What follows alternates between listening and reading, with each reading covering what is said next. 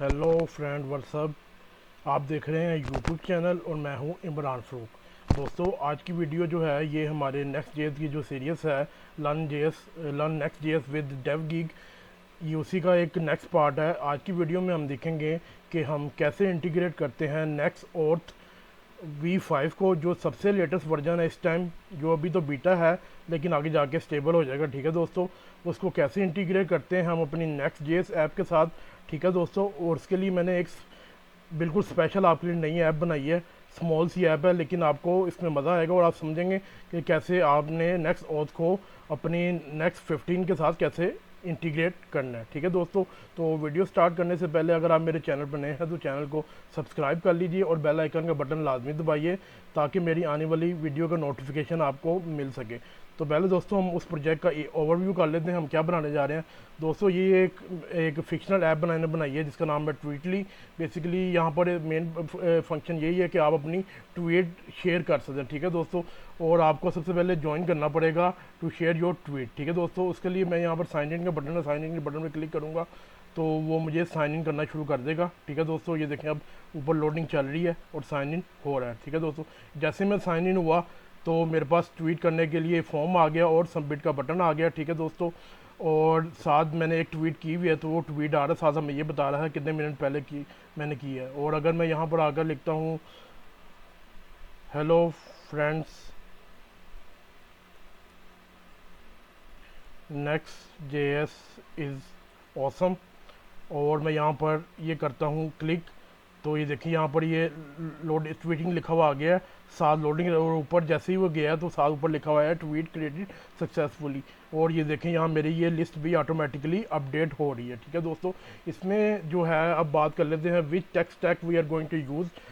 तो हम इसमें इस्तेमाल करेंगे दोस्तों सबसे पहले नेक्स्ट जेएस 15, उसके साथ हम यूज़ करेंगे react 19, Tailwind CSS, react icons, और जो है सबसे ज़रूरी, सबसे जो इस वीडियो का मेन मकसद है, next auth version 5 which is the latest version आज की डेट में। ठीक है दोस्तों, और तो अब हम क्या करते हैं, इस प्रोजेक्ट पर काम स्टार्ट करते हैं। सबसे पहले आपने जाना है अपने टर्मिनल में, तो मैं यहाँ से अपना टर्मिनल ऑन कर लेता हूँ। ठीक है दोस्तों, टर्मिनल में जाने के बाद जो है ये टर्मिनल मेरा ओपन हो गया। आप लोगों ने लिखना है यहाँ पर npx, मैं पहले डेस्कटॉप पे कर लूँ, CD डेस्कटॉप, मैं डेस्कटॉप पे रखना चाहता हूँ। npx create next dash app at RC से मुराद रिलीज़ कैंडिडेट। अब सवाल ये होता है रिलीज़ कैंडिडेट क्या होता है।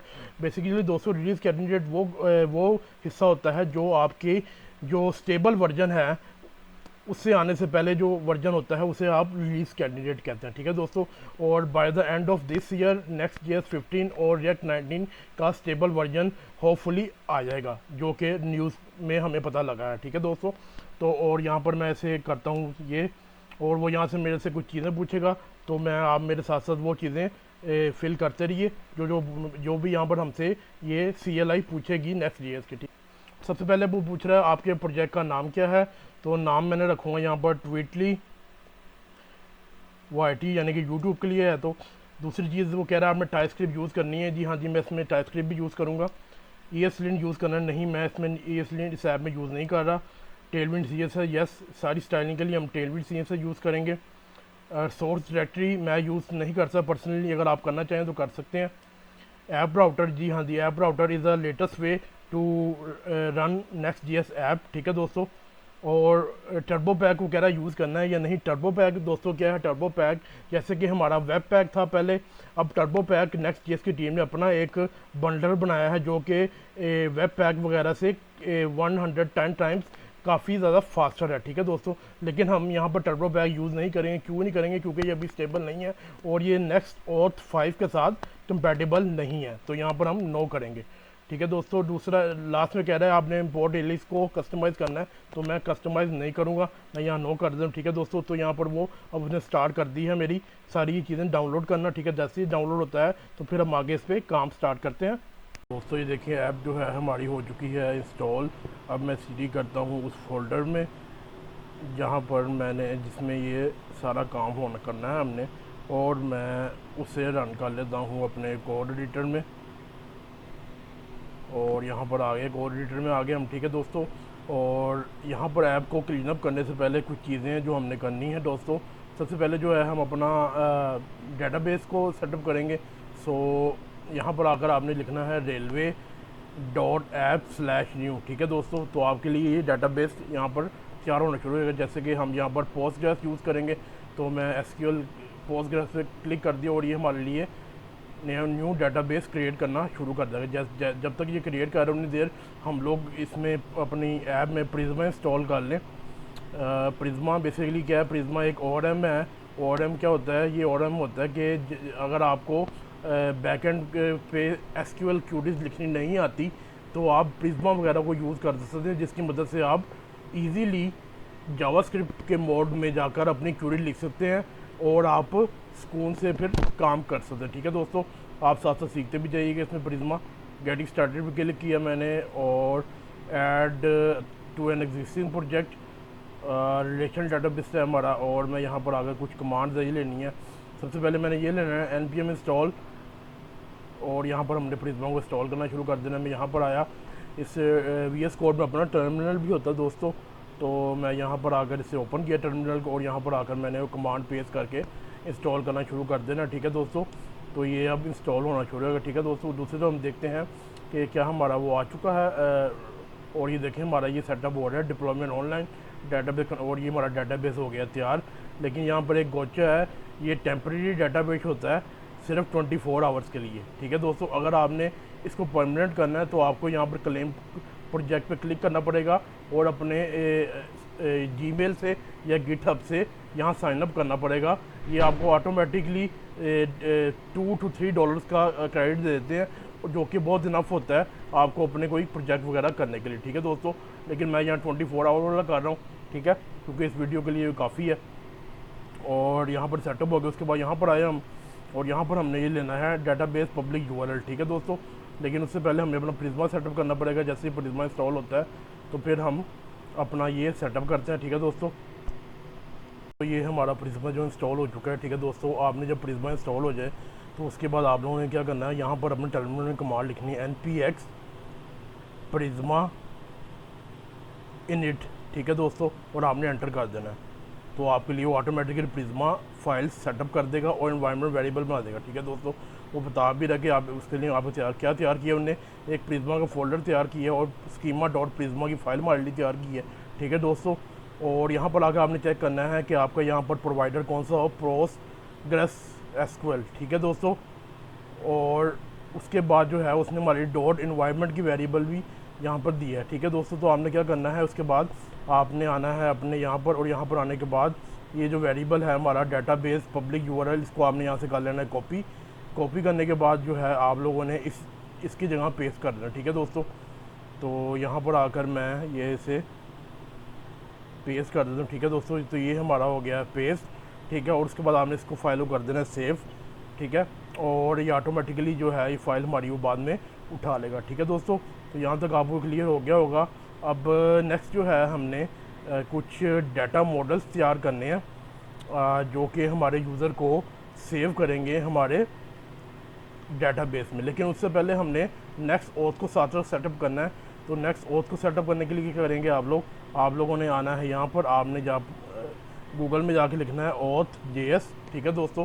क्योंकि नेक्स्ट ऑथ का जो है वो न्यू नेम अब auth.js हो गया, ठीक है दोस्तों। इसकी डॉक्यूमेंटेशन बहुत अच्छी है, कोई भी अपने माँ के पेट से सीख के नहीं आता, सब लोग डॉक्यूमेंटेशन पढ़ते हैं। तो डॉक्यूमेंटेशन पढ़ना भी एक स्किल है एक डेवलपर की, ठीक है दोस्तों। तो आप लोगों ने आपने यहाँ पर आना है और करना है गेट स्टार्टेड, और यहाँ पर आकर नेक्स्ट JS के पे आपने क्लिक कर देना, ठीक है दोस्तों। सबसे पहले वो कह रहा है आपने ये इंस्टॉल करना है। तो यहाँ से मैं npm ले लेता हूँ, npm install next auth add beta, ठीक है, क्योंकि ये बेटा वर्जन है अभी। तो यहाँ पर आकर जो है मैं यहाँ पर आया अपने टर्मिनल और यहाँ आकर इसे पेस्ट कर दिया। तो ये हमारा वो नेक्स्ट ऑथ को इंस्टॉल करना शुरू कर देगा। बाकी स्टेप भी हम यहाँ से देखते जाएंगे, ठीक है दोस्तों। तो जैसे ही मैं देखता हूँ इंस्टॉल हुआ कि नहीं, ये इंस्टॉल हो रहा है। जैसे ही इंस्टॉल होता है फिर आपको नेक्स्ट स्टेप मैं बताता हूँ। तो दोस्तों नेक्स्ट ऑथ जो है हमारा इंस्टॉल हो चुका है। उसके बाद दोबारा से चलते हैं नेक्स्ट auth.js की साइट पे, ठीक है दोस्तों। नेक्स्ट जो है हमने एनवायरनमेंट सेटअप करनी है, यानी कि इसका ऑथ सीक्रेट सेटअप करना है। तो इससे मैं यहाँ से कॉपी करता हूँ इस कमांड को कॉपी करने के बाद यहाँ पर टर्मिनल में दोबारा से आए और इसे पेस्ट किया और एंटर कर दिया। तो ये आपके लिए ऑटोमेटिकली एक सीक्रेट की जनरेट कर देगा जो आगे जाके आपको काफ़ी यूज़फुल होती है। ठीक है दोस्तों, तो ये अब ये कर रहा है और ये देखें हो गई है। और ये कहाँ पर हुई है, ये नई फाइल उसने बनाई है .env.local। तो हम क्या करेंगे, यहाँ से इसे कट करेंगे। कट करने के बाद इस फाइल को कर देंगे डिलीट करने के बाद जो है हम env में आएंगे और env में आकर यहाँ पर जो है इसके नीचे हम ये इन्वायरमेंट वेरिएबल दे देंगे। ठीक है दोस्तों, तो ये ऑल सीक्रेट हमारा सेटअप हो गया। अब नेक्स्ट स्टेप को क्या है, नेक्स्ट स्टेप ये है जी आपका कॉन्फ़िगर करना है आपने अपने ऑथ को।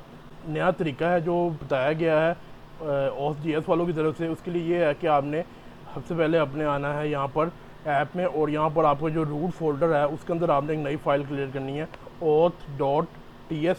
और अगर आप जावास्क्रिप्ट यूज़ कर रहे हैं तो .js हो जाएगा। ठीक है, ये करने के बाद उसके बाद आप यहाँ पर आएँ और उसके बाद यहाँ पर उन्होंने बताया क्या करना आपने। तो आपने इसे यहाँ से कॉपी कर लेना कोड को कॉपी करने के बाद आपने यहाँ पर पेस्ट कर देना। ठीक है, ये सिंपली ये ऑथ का जो ऑब्जेक्ट है उसे इंपोर्ट कर रहा है और उसके बाद उसे एक फंक्शन है उसे रन कर रहा है। ठीक है दोस्तों, और नेक्स्ट ऑथ का और हमें उसमें से कुछ चीज़ हमें मिल रही है जो हमने डिस्ट्रक्चर की है, जैसे कि हैंडलर्स है, साइन इन है, साइन आउट है और ऑथ है। ठीक है दोस्तों, तो दोस्तों नेक्स्ट चीज़ जो है हमने वो बनाने हैं API राउट्स और राउट्स हैंडलर। पहले आप दोनों में फ़र्क समझ लें क्या होता है।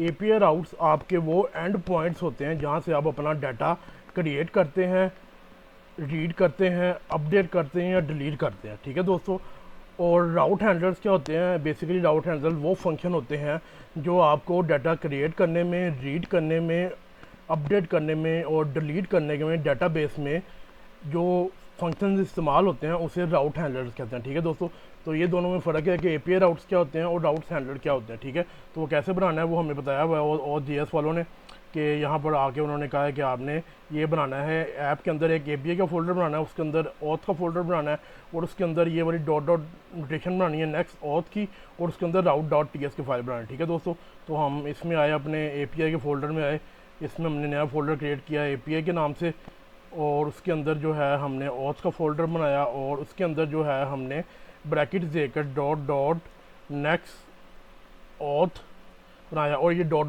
का क्या मतलब है, वो कह रहा है कि बेसिकली इस जो फोल्डर के अंदर है जितने भी राउट्स आएंगे वो सबको कैच करे। ठीक है, इसे कहते हैं कैच ऑल। ठीक है, और इसके अंदर जो है अब हमने क्या करना है, नई फाइल बनानी है route.ts नाम से। ठीक है, नाम आपने यही रखना है क्योंकि ये कन्वेंशन है Next.js की, तो नाम आपने दोस्तों यही रखना है route.ts। ये स्पेशल फाइल नेम है जो Next.js ने दिया हुआ। ठीक है दोस्तों, अगर इसके अलावा कोई और नाम रखेंगे तो आपकी ये फाइल नहीं काम करेगा, आपका API पॉइंट एंड पॉइंट नहीं काम करेगा। ठीक है, तो यहाँ पर हमने क्या करना है, हमने यहाँ से ये डाटा कॉपी करना है और पेस्ट कर देना है। तो मैं यहाँ पर आया और यहाँ पर आकर ये मैंने कर दिया पेस्ट और इसे सेव कर दिया। ठीक है दोस्तों, ये भी हमारा तैयार होगा, ये भी तैयार होगा। नेक्स्ट चीज़ हमने क्या करनी है वो आगे बता रहा है कि अब आपने ऑथेंटिकेशन मेथड ऐड करना है। अब ऑथेंटिकेशन काफ़ी है इसमें। ठीक है, जैसे कि OAuth है, मैजिक लिंक्स है, क्रेडेंशियल्स है और वेब ऑथ है। हम इसमें OAuth इस्तेमाल करेंगे और OAuth के लिए हम कौन सी सर्विस इस्तेमाल करेंगे, गिटहब की जो हम सर्विस को यूज़ करेंगे अपने ऐप में लॉगिन होने के लिए। ठीक है दोस्तों, तो यहाँ पर आप OAuth पे आए, OAuth में आने के बाद आपने गिटहब पे क्लिक किया। ठीक है दोस्तों, और यहाँ पर उन्होंने बताया हुआ है कि आपने अपना जो है गिटहब का अकाउंट सेटअप करना है। तो वो हम गिटहब का अकाउंट सेटअप करते हैं। आपने अपने गिटहब अकाउंट में जाना है। मैं यहाँ अपने अकाउंट में आ गया github.com पे, और यहाँ पर आने के बाद आपकी जो ये पिक्चर है एवटार, इस पर क्लिक करना। उसके बाद आपने जाना है यहाँ से सेटिंग्स में जाना है। हाँ, सेटिंग में जाना है आपने, सेटिंग में आ गए आप। ठीक है दोस्तों, उसके बाद जो है आप लोगों ने यहाँ से जाना है अपने API डेवलपर सेटिंग पे। ठीक है दोस्तों, डेवलपर सेटिंग में आकर आपने यहाँ से कहना है न्यू गिटहब ऐप्स। ठीक है दोस्तों, लेकिन हमने यहाँ पर OAuth ऐप करनी है। ठीक है, तो OAuth पे क्लिक करूँगा मैं। उसके बाद यहाँ पर लिखा हुआ है न्यू OAuth ऐप। ठीक है, इस पर क्लिक करूँगा मैं। क्लिक करने के बाद यहाँ पर नाम लिखता हूँ मैं ट्वीटली, स्पेलिंग गलत दी थी मैंने, ट्वीटली -YouTube। ठीक है दोस्तों, यहाँ पर आपने अपने होम पेज का URL देना जो कि होगा फ़िलहाल आपका ये वाला। ठीक है, तो इससे मैं यहाँ से कॉपी करूँगा लोकल होस्ट 3000 और उसके बाद यहाँ पेस्ट कर दूंगा। ठीक है दोस्तों, उसके बाद जो है आपने यहाँ पे ऑथराइजेशन कॉल बैक देना। ऑथराइजेशन कॉल बैक क्या है कि जब भी आप अपने साइन इन के बटन पे क्लिक करेंगे तो नेक्स्ट ऑथ जो है आपके ये वाला जो फंक्शन है, ये वाला फंक्शन रन करेगा, ये वाला एंड पॉइंट को एक्सेस करेगा API o slash git callback slash GitHub. ठीक है दोस्तों, तो आपने से यहाँ से क्लिक कॉपी करना है। कॉपी करने के बाद यहाँ पर पेस्ट कर देना है, और ये पेस्ट करने के बाद ये ओरिजिन वाला है इसको आपने यहाँ से हटा देना है, और आपने यहाँ पर अपना लोकल होस्ट वाला URL पेस्ट करना है। ठीक है दोस्तों, तो यहाँ पर मैंने पेस्ट कर लिया, और ये बल्कि गलत आ गया, यहाँ से मुझे फिर दोबारा कॉपी करना पड़ेगा। यहाँ से कॉपी किया, कॉपी करने के बाद जो है यहाँ पर आके मैंने पेस्ट किया, और ये देखें यहाँ पर local host 3000 slash API slash host slash call back slash GitHub. ठीक है दोस्तों, ये करने के बाद आपने अपनी ऐप को रजिस्टर कर देना। फिर आपको दो चीज़ें मिलेंगी, एक आपको क्लाइंट आईडी मिलेगा और एक क्लाइंट सीक्रेट मिलेगा। तो आपको वो कैसे देना है, वो आपने इस फॉर्मेट में देना है, auth_github ID और auth_github_secret। अगर आप इस तरह देंगे तो ये आपकी जो नेक्स्ट ऑथ है ये ऑटोमेटिकली ये चीज़ें उठा लेगा आपकी .env फाइल से। ठीक है, तो मैं इसको यहाँ से कॉपी कर लेता हूँ। कॉपी करने के बाद जो है मैं अपनी env फाइल में आता हूँ, और यहाँ पर आकर मैं इसके नीचे मैं से ये पेस्ट कर देता हूँ। ये पेस्ट हो गया। ठीक है दोस्तों, और इसके बाद जो है आपने यहाँ पर आना है। सबसे पहले अपना क्लाइंट आईडी कॉपी करें, ये आपने किसी के साथ शेयर नहीं करना था, इसलिए हम इसको इन्वायरमेंट वेरिएबल में रखते हैं। इसे कॉपी किया, और कॉपी करने के बाद मैंने ये जो है यहाँ से क्लाइंट आईडी को उठा दिया, और यहाँ पर आगे से पेस्ट कर दिया। ठीक है दोस्तों, नेक्स्ट चीज़ आपने क्या करनी है, आपको क्लाइंट सीक्रेट चाहिए, तो आप यहाँ पर क्लिक करेंगे, और यहाँ पर आपका पासवर्ड पूछेगा आपसे, तो आपने अपना पासवर्ड दे देना गिटहब का। ये पासवर्ड मेरा कह रहा है इनकरेक्ट है, तो आई थिंक दोबारा लगाता हूँ मैं, और ये लग गया पासवर्ड। ठीक है, हमारा क्लाइंट और क्लाइंट सीक्रेट भी आ गया। इसे मैंने कॉपी किया, कॉपी करने के बाद जो है यहाँ पर आकर मैंने पेस्ट कर दिया। ठीक है, आप लोगों ने अपना बना लेना, क्योंकि मैंने इस वीडियो के बाद मैं डिलीट कर दूँगा ये। ठीक है दोस्तों, क्योंकि ये सीक्रेट होता है। ठीक है, ये मैंने कर लिया। ठीक है दोस्तों, यहाँ तक अब आपको क्लियर होगा कि हमने यहाँ पर ये कर लिया। अब नेक्स्ट जो है हमने कैसे सेटअप करना है वो आगे कह रहा है। वो आगे आपने सेटअप प्रोवाइडर करना। प्रोवाइडर्स क्या होते हैं, बेसिकली ये जो आपको auth.ts में करें मिली हुई प्रोवाइडर्स की प्रोवाइडर्स होती है, वो सर्विसेज जो आप यूज़ करते हैं अपनी ऐप में साइन इन करने के लिए, जैसे गूगल है, गिटहब है, ट्विटर है, फेसबुक है, और बहुत सारे हैं। ठीक है दोस्तों, OS ऐप बहुत सारी है। ठीक है, तो यहाँ पर आपने इसे कैसे करना है उसने बताया भी हुआ है कि आपने गिटहब को यहाँ से कॉपी कर लिया, आपने इसे इंपोर्ट करना है। तो आप इस फाइल में आएंगे auth में, और यहाँ पर आगे से पेस्ट किया। पेस्ट करने के बाद आपने गिटहब को यहाँ पर आपने दे देना। ठीक है दोस्तों, और उसके बाद जो है आपने इसे कर देना है सेव। ठीक है, और नेक्स्ट जो है अब हमने क्या करना है, हमने जो है जी हैंडलर्स हमने बना लिए हैं। अब जो है हम अपने साइन इन पे काम कर सकते हैं, लेकिन साइन इन करने से पहले हम जो है अपने अब डाटा मॉडल क्रिएट करेंगे। ठीक है, ताकि जब भी हम अपने अकाउंट में साइन इन करें तो हमारे डाटाबेस में प्रिज्मा के ज़रिए से पोस्टग्रेस में जो है रेलवे का जो हमने डाटाबेस बनाया उसके अंदर वो सारी चीज़ें जाकर सेव हो जाएँ। ठीक है दोस्तों, तो मॉडल बनाने के लिए सबसे पहले आपने यहाँ पर ये लेफ़्ट साइड में ये जो बार है इसमें डाटाबेस पे क्लिक करना है। डाटाबेस पे क्लिक करने के बाद यहाँ पर उन्होंने ऑफिशियल अडेप्टर्स दिए हुए हैं। अब अडेप्टर क्या होते हैं पहले आप समझ लें। अडेप्टर बेसिकली जैसे कि हमारा चार्जिंग अडेप्टर होता है, इस तरह auth.js ने हमें अडेप्टर बना के दिए हुए हैं मोस्टली प्लेटफार्म के लिए। ये क्या काम करते हैं कि जैसे कि हमने प्रिज्मा यूज़ किया, साथ हमने रेलवे यूज़ किया PostgreSQL के लिए। ठीक है, अब क्या करेंगे, जब भी हम ये अडेप्टर उसे बताएंगे auth.js को कि भाई ये प्रिज्मा का अडेप्टर आपने यूज़ करना है, तो क्या करेगा वो ऑटोमेटिकली जो है आपका डाटा यूज़र का आपके डेटाबेस में क्रिएट कर देगा, आपको कोई भी क्यूरी नहीं लिखनी पड़ेगी। तो ये फ़ायदा होता है अडेप्टर्स का। बेसिकली ये ब्रिज होता है आपके पोस्टग्रेस डाटाबेस, प्रिज्मा और ऑथ के दरमियान। ठीक है दोस्तों, तो हम प्रिज्मा यूज़ कर रहे हैं, तो आपने प्रिज्मा पर क्लिक कर देना है। प्रिज्मा क्लिक करने के बाद सबसे पहले आपने ये अडेप्टर डाउनलोड करने हैं। तो मैं इसे कॉपी कर लेता हूँ npm इंस्टॉल को, और उसके बाद जो है मैं यहाँ पर आया, और यहाँ पर आने के बाद जो है मैंने इसे पेस्ट किया। पेस्ट करने के बाद जो है मैंने इसे, अब ये इंस्टॉल होना शुरू हो गए। जब तक ये इंस्टॉल होते हैं तब तक हम दोबारा से जाते हैं यहाँ पर, और यहाँ पर आने के बाद जो है यहाँ पर उसने बताया हुआ है कि अडेप्टर को आपने कैसे लेना है, उसको हम बाद में देखते हैं। पहले हम मॉडल देख लेते हैं, ये जिसे आप स्कीमा कहते हैं, स्कीमा मॉडल। ठीक है, अब यहाँ पर उन्हें 4 किस्म के डाटाबेस यहाँ पर सपोर्ट करता है। एक करता है PostgreSQL, MySQL, SQLite और MongoDB। हम कौन सा यूज़ कर रहे हैं? PostgreSQL।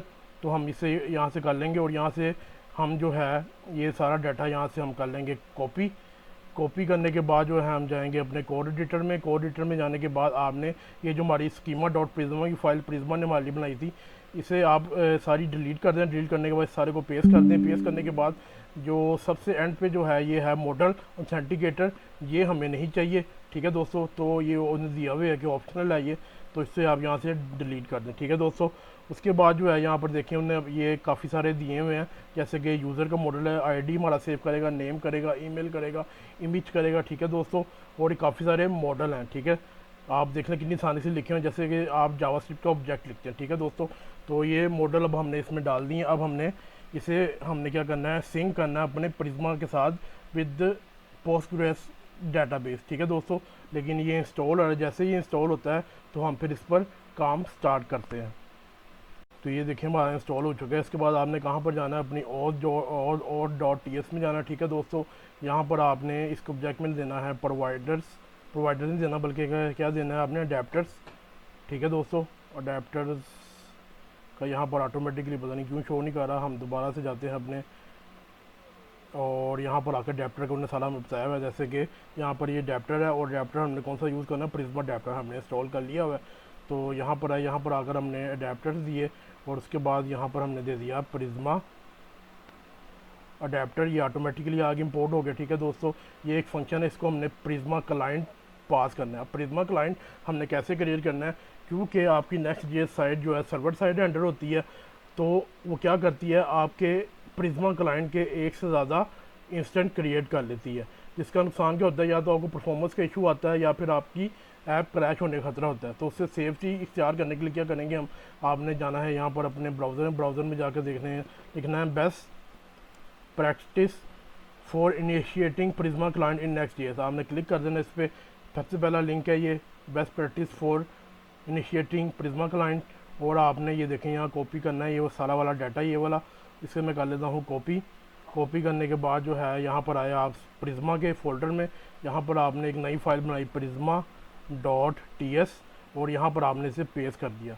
अब आपने इसे समझने की ज़रूरत नहीं है, सिर्फ उसने ये किया हुआ है कि एक ही दफ़ा हमारा प्रिज्मा का इस तरह रन करे, बार बार वो क्रिएट ना करे। ठीक है दोस्तों, उसके बाद जो है हमने यहाँ पर जो है ये क्या आ गया, हाँ यहाँ पर आकर जो है हमने प्रिज्मा क्लाइंट देना है, तो हम यहाँ पर प्रिज्मा देंगे और इसे हम इंपोर्ट करेंगे कहाँ से, ये वाले जो यहाँ पर हमने एक्सपोर्ट किया हुआ है, एक्सपोर्ट डिफ़ॉल्ट प्रिज्मा, तो हमने इसे यहाँ से इंपोर्ट कर लिया। ठीक है दोस्तों, उसके बाद यहाँ पर कोई एरर दे रहा है, एरर क्या दे रहा है, अडेप्टर्स, हम दोबारा से देख लेते हैं, अडेप्टर्स है कि अडेप्टर है, हाँ जी अडेप्टर है, अडेप्टर्स नहीं है, इस वजह से वो एरर दे रहा है यहाँ पर। तो इसे मैं रिमूव कर दूँ, एरर हमारा ख़त्म हो गया, और यहाँ पर हमने एक कॉमा देना है ताकि वो, क्योंकि ऑब्जेक्ट है। ठीक है दोस्तों, तो ये सारा अब जो हो गया हमारा तैयार। अब हमारा मेन मकसद आ गया कि हमने अपने डाटा को सिंक करना है अपने डाटाबेस से। ठीक है दोस्तों, लेकिन उससे पहले क्या करना है, हमने ये जो सारे मॉडल हमें बने बनाए मिल गए हैं, लेकिन हमने एक मॉडल और बनाना है जो कि होगा हमारी ट्वीट का। ठीक है दोस्तों, तो वो कैसे बनाएंगे, हम यहाँ पर आए, यहाँ पर आकर हमने लिखा मॉडल ट्वीट। ठीक है, और सबसे पहले हमने दिया आईडी जिसकी टाइप होगी स्ट्रिंग, और उसका ऐट आईडी होगा, और उसका ऐट डिफ़ॉल्ट आईडी क्या होगा, जो हमारा खुद ब खुद बनता जाए, CUID, और ये फंक्शन हमने कॉल कर लेना। ठीक है दोस्तों, यही है, हाँ यहाँ पर DB लीजिए, मैंने यहाँ डिफ़ॉल्ट होना था तो यहाँ पर ये डिफ़ॉल्ट कर दें आप। ठीक है दोस्तों, तो आपका वो मसला हल हो जाएगा। और यहाँ पर आपने इसके अंदर देना है आपने CUID, तो उसमें मैं डिलीट करता हूँ, यहाँ पर CUID ऑटोमेटिक आ गया। ठीक है दोस्तों, उसके बाद जो है हमारी पोस्ट की डिस्क्रिप्शन होगी, इसकी टाइप स्ट्रिंग होगी। ठीक है दोस्तों, और उसके बाद जो है हमारा यहाँ पर अब हमने टू वे डाटा कनेक्ट करना है कि हमारा यूज़र जो है, एक यूज़र जो है उसकी जितनी भी ट्वीट्स होगी हमने वही रेंडर करवानी है। अगर वो यूज़र लॉगिन हुआ, अगर कोई दूसरा यूज़र लॉगिन हुआ तो जो ट्वीट उसने की होगी हमने वो शो करानी है। तो उसके लिए हम क्या करेंगे, यहाँ पर हम देंगे यूज़र, और यूज़र की टाइप क्या होगी, यूज़र, कौन सा यूज़र, जो ऊपर हमने मॉडल दिया हुआ। ठीक है दोस्तों, और दूसरा चीज़ ये है कि हमने अब इसका रिलेशन बनाना है, बताना है कि इनका रिलेशन क्या होगा। ठीक है दोस्तों, तो यहाँ पर हम ऐट ऐड आप दे देंगे यहाँ पर ड्यूरेशन, ठीक है दोस्तों। और इसके अंदर हमारे पास फील्ड्स आ जाएंगी, ठीक है। फील्ड्स में हमारे पास क्या आएगा, जो हमने इस ट्वीट के मॉडल में डाटा को इस यूज़र के मॉडल से वैल्यू देनी है, ठीक है दोस्तों। तो हम यहाँ पर क्रिएट कर लेते हैं पहले, वो यहाँ पर आ जाएगा यूज़र आईडी, ठीक है दोस्तों। यहाँ यूज़र आईडी लिखना था मैंने, यूज़र आईडी, ठीक है। और इसकी टाइप होगी स्ट्रिंग, ठीक है दोस्तों। और उसके बाद यहाँ पर फील्ड में हम क्या दे देंगे, यूज़र आईडी, ठीक है दोस्तों। अब हमने नेक्स्ट क्या बनाना है, हमने बताना है कि ये जो फील्ड है यूज़र आईडी, इसकी आईडी हमें कौन सी चाहिए, इसका रिलेशन क्या होगा हमारे यूज़र से। तो वो क्या होगा हमारा रिलेशन, वो हो जाएगा आपका रेफरेंस। रेफरेंस कहाँ से मिलेगा आपको, ये जो हमारे यूज़र में आईडी है, हमने अपने यूज़र आईडी को यही वाला आईडी देना है। तो हम यहाँ क्या करेंगे, आईडी दे देंगे, ठीक है दोस्तों। तो ये हमारा वो हो गया तैयार, ठीक है दोस्तों। यहाँ पर क्या एरर दे रहा है फिर, user in model tweet relation field tweet is missing opposite. हाँ जी, वो कह रहा है कि आपने यहाँ पर तो वैल्यू दे दी, लेकिन यहाँ पर आपने वैल्यू नहीं दी। अब यहाँ पर क्या करना है, हमारे पास क्या होगा, ट्वीट होंगी, ट्वीट्स, और ये क्या होगी, ये अरे होगी हमारी ट्वीट की मॉडल की। तो हम क्या करेंगे, यहाँ पर हम ट्वीट लिखेंगे और उसका अरे दे देंगे, ठीक है दोस्तों। तो देखिए हमारा एरर ख़त्म हो गया, यानी कि जितनी भी ट्वीट्स होंगी इस बंदे की, इस यूज़र आईडी की, वो सारी अरे होंगी किसकी, इस वाली ट्वीट की, ठीक है दोस्तों। तो ये हमारा सारा हो गया तैयार, मॉडल हमारे सारे तैयार हो गया। अब हमने इसको सिंक करना है अपने डाटाबेस से। उससे कैसे करेंगे, उसके लिए आपने यहाँ पर टर्मिनल में आके कमांड लिखनी है, npx prisma db push, ठीक है दोस्तों। ये आपने लिखनी है और आपने एंटर कर देना, ठीक है दोस्तों। तो वो आगे आपका वो डाटा को सेव करना शुरू कर देगा आपके डाटाबेस में, जो हमारा रेलवे का डाटाबेस है, ये वाला जो हमने बनाया था, ठीक है दोस्तों। तो यहाँ पर अब वो सिंक कर रहा है, ये देखें यहाँ लिखा हुआ आ रहा है कि सिंकिंग हो रही है, ठीक है। जैसे ये सिंक होता है तो फिर आपको मैं बताता हूँ और दिखाता हूँ कि क्या हमारा डाटा हमारे डाटाबेस में सेव हो रहा है या नहीं। तो दोस्तों ये देखिए हमारा जो है डाटाबेस जो है सिंक हो चुका है हमारे मॉडल के साथ। अब हम चेक करते हैं क्या वाकई डाटा हमारा वहाँ पर हो गया है सेव रेलवे में। तो यहाँ पर आकर मैं डाटा में जाऊँ अगर, और ये देखें हमारा सारा डाटा आ चुका है, टेबल बन चुके हैं, अकाउंट, सेशन, ट्वीट, यूज़र और वेरिफिकेशन टोकन, ठीक है। सारे टेबल हमारे बन चुके हैं, ठीक है दोस्तों। अब नेक्स्ट चीज़ जो है, हमने अपने ये जो हमारी नैव बार है, अब हमने इसको बनाना शुरू करना। बेसिकली हमने अपने फ्रंट एंड को स्टार्ट करना, ठीक है दोस्तों। ये नैव बार बनाने के लिए हमें जाना पड़ेगा अपने कोड एडिटर में। कोड एडिटर में आने के बाद सबसे पहले जो है आप लोगों ने ऐप के फोल्डर में आकर आपने एक नया फोल्डर क्रिएट करना है कंपोनेंट्स के नाम से, कंपोनेंट्स, ठीक है दोस्तों। और उसमें आपने आकर नैव बार का कंपोनेंट क्रिएट करना है, नैव बार TSX। और यहाँ पर मैं RAFC कर लेता हूँ, और ये मेरा कोड एडिटर स्लो हो गया, चल गया नैव बार आगे, ठीक है दोस्तों। सबसे पहले जो है हम यहाँ पर सिमेंटिक नैव का एलिमेंट लेंगे, ठीक है दोस्तों। और उसके बाद उसकी कुछ क्लासेस हैं हम बोलेंगे, ठीक है। तो यहाँ पर आए क्लास नेम,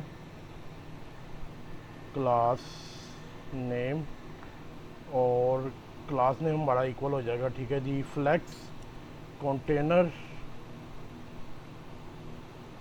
और आइटम्स सेंटर और जस्टिफाई बिटवीन, ठीक है दोस्तों। ये इसी क्लासेस हैं। और उसके बाद जो है यहाँ पर जो है सबसे पहले हमारे पास आएगी एक डिव, और उस डिव के अंदर आएगा हमारा आइकन। और यहाँ पर हम लेंगे इमेज का कंपोनेंट जो हमें मिलेगा नेक्स्ट.js की मदद से। ये बाय डिफ़ॉल्ट आपको आपकी इमेज को ऑप्टिमाइज़ कर देता है और वेब पी के फॉर्मेट में कन्वर्ट कर देता है, ठीक है दोस्तों। और इसकी जो है सबसे पहले इसकी भी हम लेंगे, यहाँ पर कुछ क्लास नेम्स हैं, फ्लेक्स, आइटम्स सेंटर, गैप 2, ठीक है दोस्तों। और इमेज में हमें सबसे पहले यहाँ पर सोर्स चाहिए, ठीक है दोस्तों। तो मैं अपनी जो लोगो है इसे मैं कॉपी करके यहाँ पब्लिक में रख लेता हूँ, ठीक है। उसके बाद मैं बताता हूँ आपको कि पब्लिक में मैंने क्यों रखा, ठीक है दोस्तों। तो दोस्तों मैंने जो है अपने पब्लिक फ़ोल्डर में tweetly.png की जो है फ़ाइल ले ली है, ठीक है दोस्तों। आप लोगों को इस वीडियो के डिस्क्रिप्शन में इस पूरे प्रोजेक्ट का लिंक मिल जाएगा, तो आप वहाँ से ये फ़ाइल डाउनलोड कर सकते हैं, ठीक है दोस्तों। तो मैंने ये पब्लिक में क्यों रखी है, क्योंकि अगर मैं ये पब्लिक में ना रखता तो फिर मैंने क्या करना था, // फिर देन मैंने पब्लिक में आना था, देन मैंने ये फ़ाइल एक्सेस करनी थी। लेकिन पब्लिक में अगर आप है तो फिर आपको ये करने की ज़रूरत नहीं है, आप डायरेक्टली जो है यहाँ पर डॉट ये स्लैश दें और उसके बाद उस फाइल का नाम दे दें .png। ठीक है दोस्तों, तो ऑटोमेटिकली फ़ाइल उठा लेगा, इसलिए इसको पब्लिक में मैंने रखा था। ठीक है दोस्तों, और इसके बाद जो है इसका हमने देना है ऑल टेक्स्ट में जो है हमारे पास आ जाएगा जी लोगो, कि अगर हमारी इमेज ना शो हो तो फिर हमने क्या शो करवाना है। उसके बाद इसकी विड्थ देनी होती है, क्योंकि इमेज कंपोनेंट जो है नेक्स्ट जेएस का जो हमें मिलता है उसमें आपने हाइट और विड्थ लाजमी देनी होती है। ठीक है दोस्तों, ये 100 मैंने रख दी, और उसके बाद जो है मैंने रख दी हाइट वो भी 100। ठीक है दोस्तों, और उसके बाद जो है मैंने ये हमारा काम जो है ये पूरा हो गया। ठीक है दोस्तों, इस डिव के नीचे हम एक और डिव लेंगे और उसके अंदर जो है हमारे पास आएगा बटन हमारा साइन इन वाला। तो यहाँ पर इसकी कुछ क्लास नेम्स हैं वो दे दूँ मैं। सबसे पहले है BG सयान 400, पैडिंग लेफ़्ट राइट जो है हमारे पास वो है 6, पैडिंग टॉप बॉटम जो है हमारे पास है 2, राउंडेड जो है इसका रेडियस जो है LG है हमारे पास, और होवर पे जो है इसकी ओपेसिटी जो है हमारे पास वो है 70। ठीक है दोस्तों, तो ये हमारे पास आ गया 70 भी। ठीक है दोस्तों, और उसके बाद जो है ये हमारा बटन आ गया, और उसके अंदर जो है हमने रेंडर करवाना है साइन इन। ठीक है दोस्तों, ये साइन इन का टेक्स्ट आ गया। अब इसको हमने रेंडर करवाना है अपनी लेआउट में। ठीक है दोस्तों, तो लेआउट में आया, और लेआउट में आने के बाद जो है मैंने चिल्ड्रन से ऊपर इसे नैब बार को ले लिया। ठीक है दोस्तों, नैब बार, और ये आगे हमारी नैब बार। ठीक है दोस्तों, लेआउट में क्यों लिया है, लेआउट में मैंने इसलिए लिया है क्योंकि मैं अपनी नैब बार को एवरी पेज पे रेंडर करवाना चाहता हूँ। ठीक है दोस्तों, यही तरीका है नेक्स्ट जेएस में। आप जो है ऐप ब्राउज़र में नैब बार को अगर 1 से ज़्यादा पेज पे सेम नैब बार शो करवाना चाहते हैं तो आप उसे layout.tsx फाइल में रखेंगे। ठीक है दोस्तों, क्योंकि लेआउट के अंदर जो ये चिल्ड्रन है, एवरी पेज जो है, एवरी कंपोनेंट जो है वो इस लेआउट के अंदर से होके गुजरता है। ठीक है दोस्तों, इसके अंदर से होके गुजरता है। ठीक है, तो इसलिए मैंने किया। उसके बाद मैं आया page.tsx में, यहाँ पर आकर मैंने ये सारा कुछ सेलेक्ट किया और इसे डिलीट किया। डिलीट करने के बाद मैंने यहाँ किया RFC। आप लोग सोच रहे होंगे RFC क्या है। बेसिकली दोस्तों मैंने एक एक्सटेंशन की हुई है जिसका नाम है, यहाँ लिया हुआ है नाम मैंने ES7 plus react Redux react native snippet. आप ये कर लेंगे तो आप भी RFC लिखेंगे तो आपका वो ऑटोमेटिकली यहाँ लिखा हुआ आ जाएगा, सारा कंपोनेंट बना हुआ। ठीक है, यहाँ पर मैंने आगे होम लिया। ठीक है, सेव किया। सेव करने के बाद जो है अपना जो हमारा वो रन कर रहा है, तो हम इसको लोकल होस्ट 3000 को रन करते हैं और देखते हैं क्या हमारी ऐप चल रही है। तो मैं यहाँ पर आया, और यहाँ पर आने के बाद बल्कि दूसरे पेज पर चलूँ, ये मैंने रेफरेंस के लिए रखा हुआ है, तो इसे मैंने रेंडर किया और ये हमारा जो है कंपाइलेशन स्टार्ट हो गई। मैं देखता हूँ जाके कंपाइलेशन हो रही हमारी, और ये देखें यहाँ लिखा हुआ आ रहा है कंपाइलिंग। ठीक है दोस्तों, जैसे ये कंपाइल होगी तो हमारे वो सारा शो होना शुरू हो जाएगा हमारे वेब पेज पे। ठीक है दोस्तों, ये ब्राउज़र के अंदर।